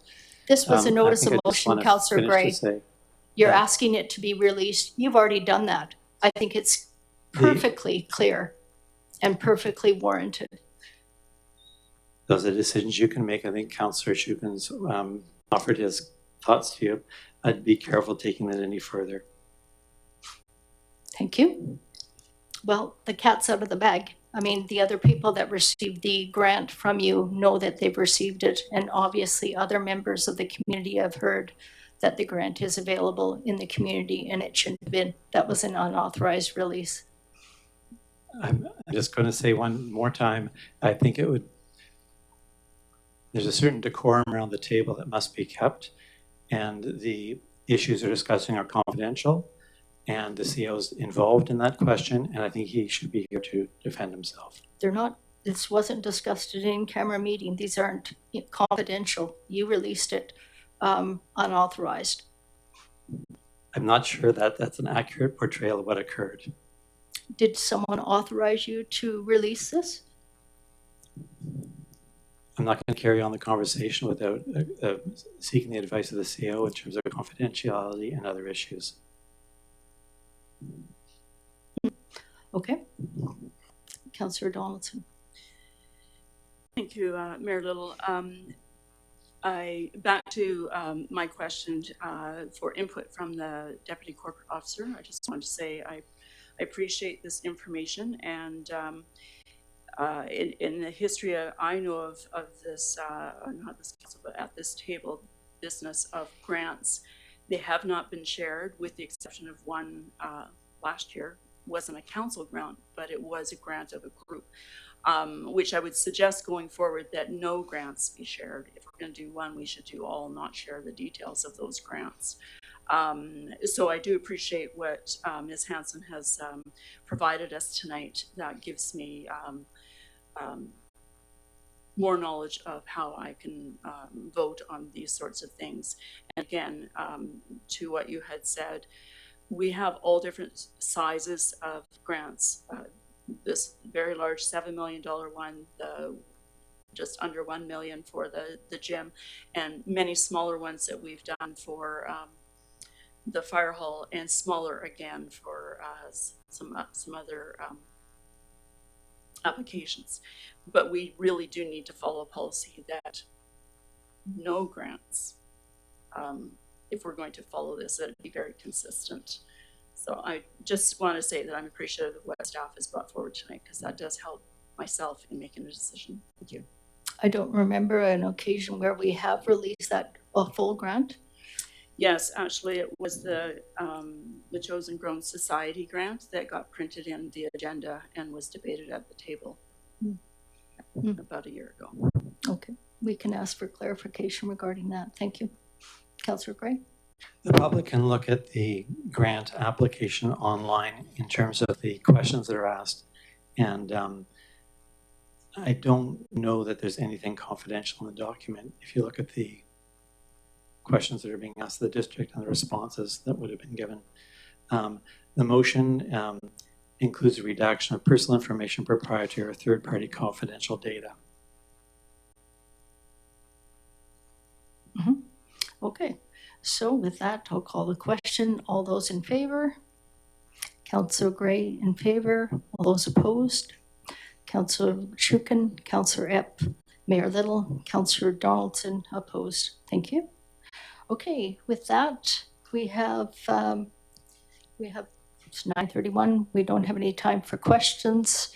Okay, we have time for questions. It is 9:31, but okay, go ahead. Do we have any questions from the community?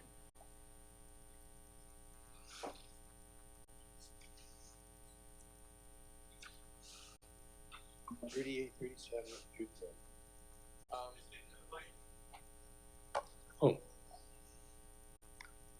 Okay.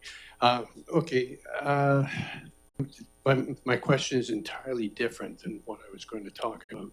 I've been watching what's went around the table for the last few minutes. The firewall thing is complicated, and I'm not in a position to try and give you guys any advice. I just want to tell you, we voted for you 5 to be leaders and get this job done. Please do that. That's all I can say. I mean, that's why we voted for you. We trusted that you are going to run this organization for us. You're going to refer to the people that you need to support it, but you're the guys that are going to make it happen. So please do it.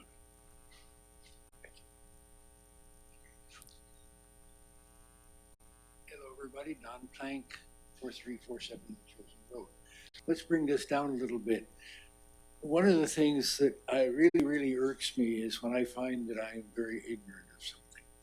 And to the CFO, I'm going to make a request.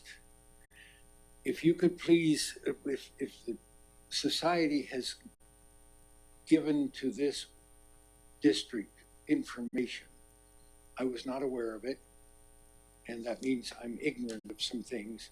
And I'm going to ask you to, if you wouldn't mind, to give me within the next week. We're having a meeting a week from tomorrow.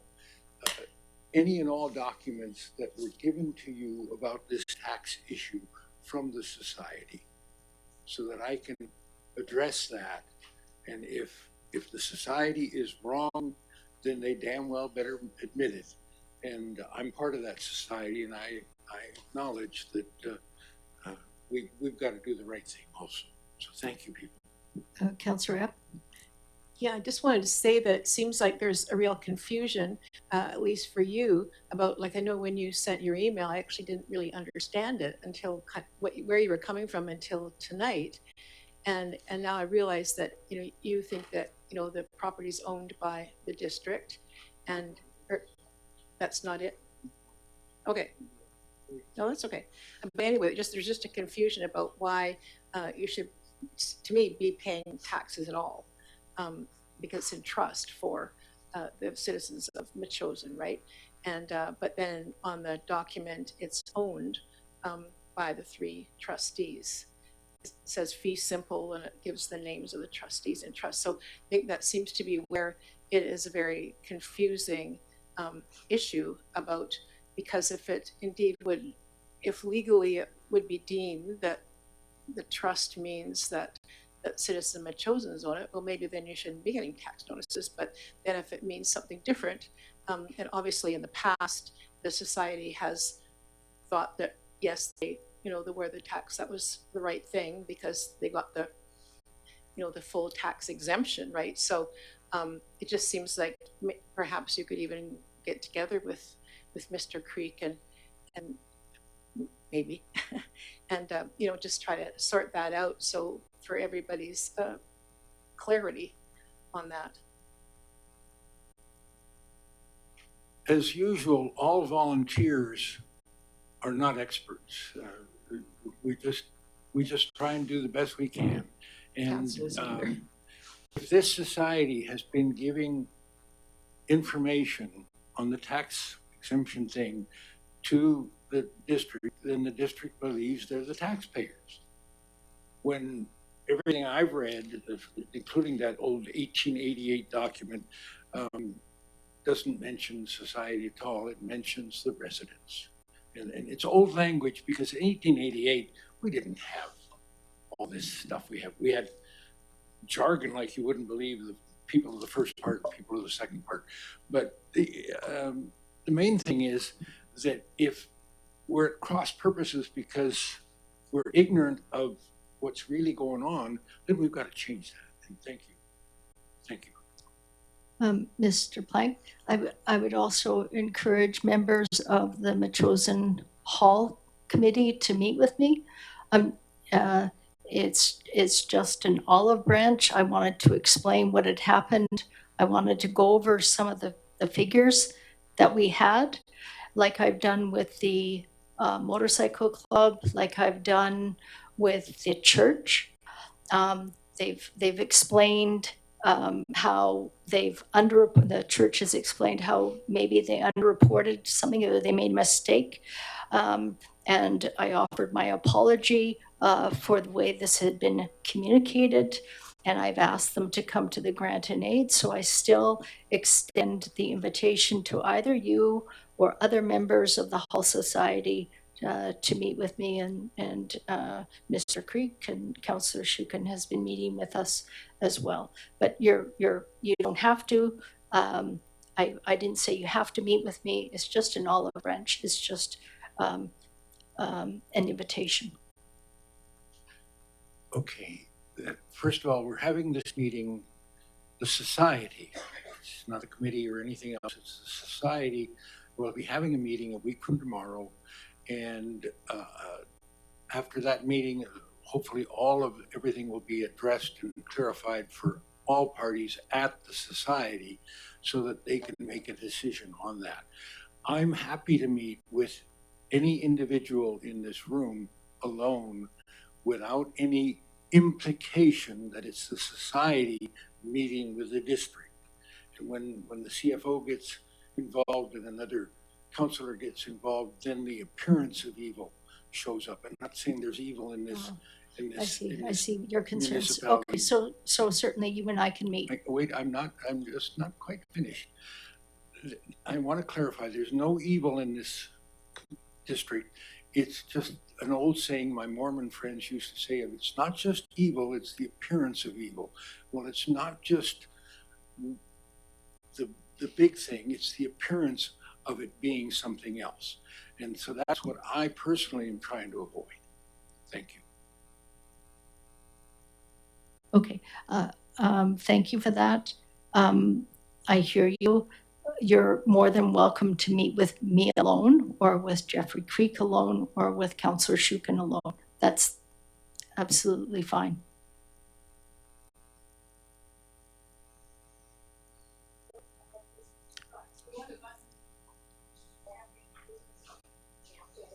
Okay. I thought you could hear me quite clearly. Just to introduce yourself. Nevertheless, I have two thoughts to do with the fire hall thing and the actual committee that does recommendations.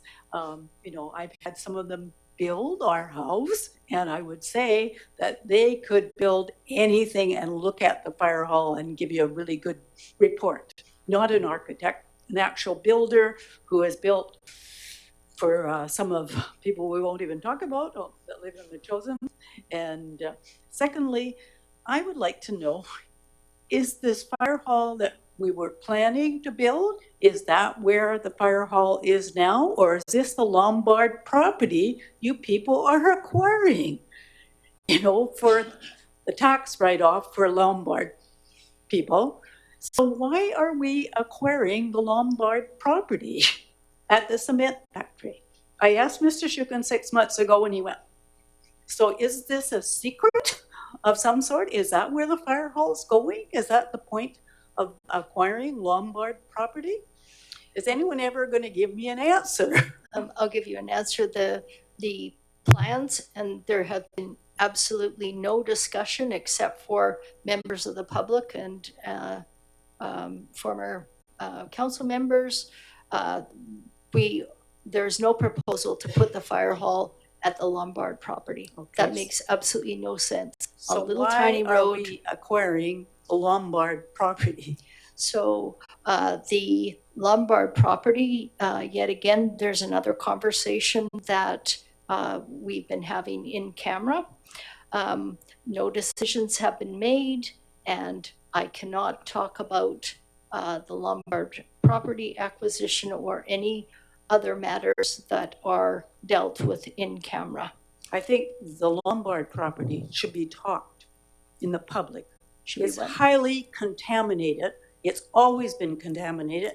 And if you walked it, you would find massive things. If we took that on, we would be in caca for a long time paying for that property to bring it up to a standard. Yeah. So that's all I'm saying. I just Okay. wanted to make sure the fire hall wasn't going there because people want to know, is that why you were thinking about acquiring it? To move the fire hall away from here? You got to move it somewhere while you're building. But that was a question I want to know, and quite a few of the neighbors around there would like to know too. I'm sure they would know the fire hall will not be placed at the Lombard property. Councillor Shukin? Mayor Little, I was just going to mention even what I may have told Ms. Davis a while ago, is that whether we're in negotiations about any property, it's just something we just can't even confirm or deny. That's all covered under the community charter in terms of, just matters you can't disclose until the time is right. So whether we are or not, it's not for us to say at this point. So it's still highly contaminated, and that is not something I'm just speaking about offhand. I've been on the property. I've worked with people that own it, Lakeshore and them. And if you took that on, you would never get out clearing that contamination. Thank you. So thank you for that. Thank you.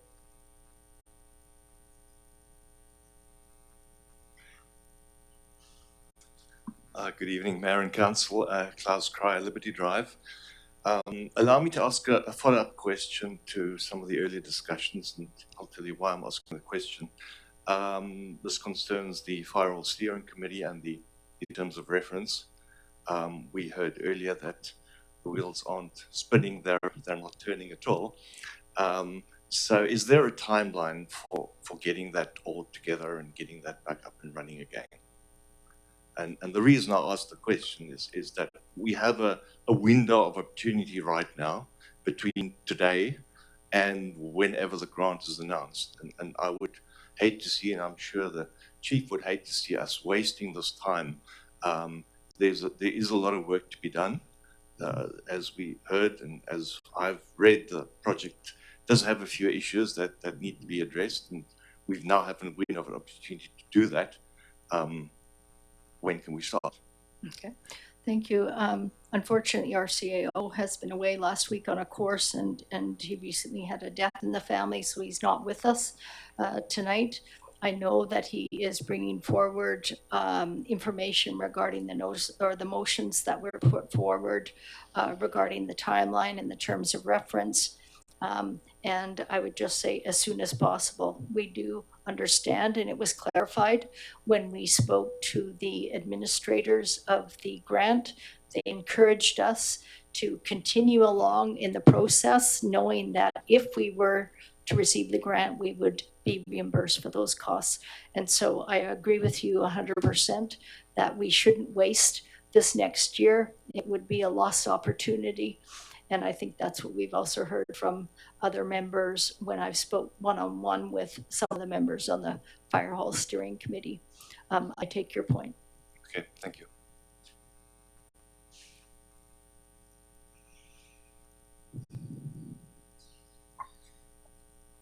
I'd also like to talk about the Fire Hall Steering Committee meeting. The last meeting of October 8th, Councillor Donaldson mentioned something about no discussion, I believe she said, about the upcoming open house.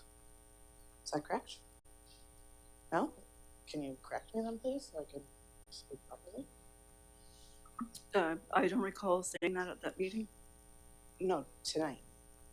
Did you not say that? There wasn't discussion? There was discussion about an open house, but there was information that had to be brought forward. There's no specific plans yet on that. For the open house? There's more to happen. When you read the minutes, it'll say there's more information, required steps and such. Right. At the next meeting, I believe it's the 4th coming up before the open house on the 12th. And I believe what I have notes on here anyways is that JDA is going to come with information. It's going to be held at the fire hall. We were told that it was going to be hosted by the mayor. And I just wanted to clarify that because there has been discussion at the meeting. So I just wanted to say. Perhaps was that a meeting that you missed? You weren't at No, that I meeting? was at she the was meeting. here. The CIO was the one that informed us. It didn't come from the committee.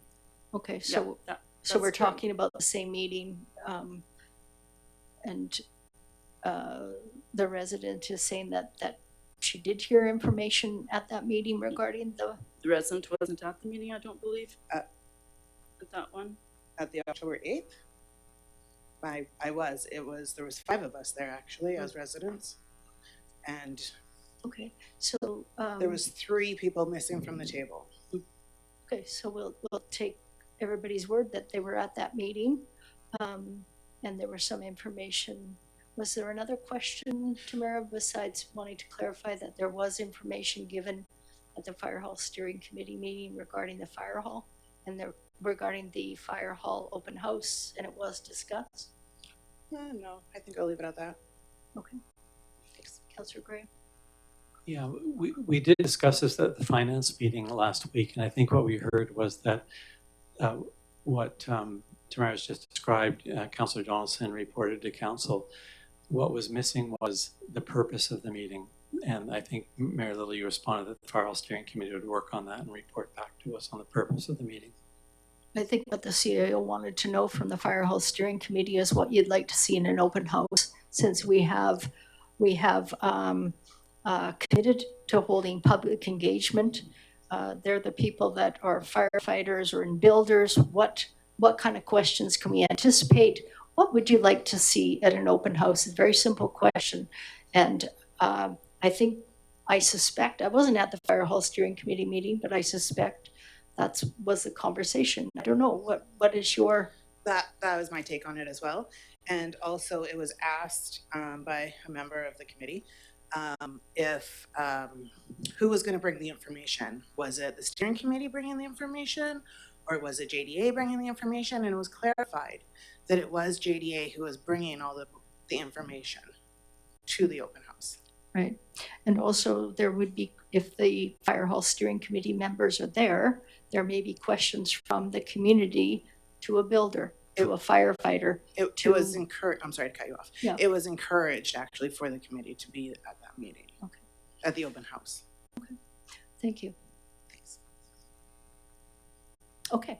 Any other questions? No. We weren't giving our names, but you've heard it earlier. Yeah, Jennifer Burgess. Directed to our representative on the CRD Health Board. There is no CRD Health Board, but I'm the vice chair of the CRD, and I'm your representative on the CRD board. And the health. And the governance committee? The committee that votes on health issues that CRD allocates. That you're also a member of that committee, I believe. Oh, the hospital and housing. Thank you. Yeah, okay, sorry, I didn't even know what you were trying to get I should at. have come with the correct title. That's okay. Yes, which is not perhaps totally a Metchosin question, but I want to thank you too for opening this up to questions. I'm very pleased tonight that you have given us the extra time. The big question I have is the great big empty hole that's in the middle of Royal Bay, and it has a big sign on it that says long-term care project 2027. And I'd like to know the status of it, because I know that that committee allocates millions to make sure that it will happen? Do you have a timeline for it happening? Because I've been watching, you know, high schools are being dedicated for 2027 and the shovels are going in the ground and there are no shovels in the ground. And I guess I'm speaking as one, a senior, and two, a member of the Metchosin seniors, that my goodness, I hope the shovels are going in the ground into that big empty space pretty soon, or it won't be built by 2027. And it's intended to service all of this area. Yeah, thank Okay. you. Thank you. Yeah, I'll try and recollect at that important unveiling of that announcement. Mayor Doug Kobayashi, of course, was there. Our former MLA, Mitzi Dean, actually, it was her event. And so it was provincial funding for the long-term care facility. There was also going to be a coffee shop there. There was going to be a daycare. I think there was also going to be some there's psychiatrist's office there for mental health consultations as well within that long term. And then, of course, the long-term beds, not only for seniors, but for persons that are needing assistance long-term. I can't remember the specifics on the timeline. I know that it was supposed to be built by 2027, but I'll be seeing Mayor Kobayashi later this week, and I'll ask him, and I'll get an updated timeline from Dana Lejeunesse, who is our current MLA, regarding that. Actually, the MLA for that Colwood area is not Dana. He has Metchosin, Wanda Fuca, Metchosin. It'll be the MLA, the adjacent MLA. Yeah, so I would reach out to Dana Lejeunesse, and he would reach out to his colleague. I think that would be the way to go, or else I could go directly to Mayor Kobayashi, who would definitely know, but he could also reach out to his MLA, which would be Ravi Parmar, I suspect. No? Darlene Rochford? Okay. I know them both, and I will definitely reach out to both the mayor and the MLA. Okay. Is there any other questions for council this evening?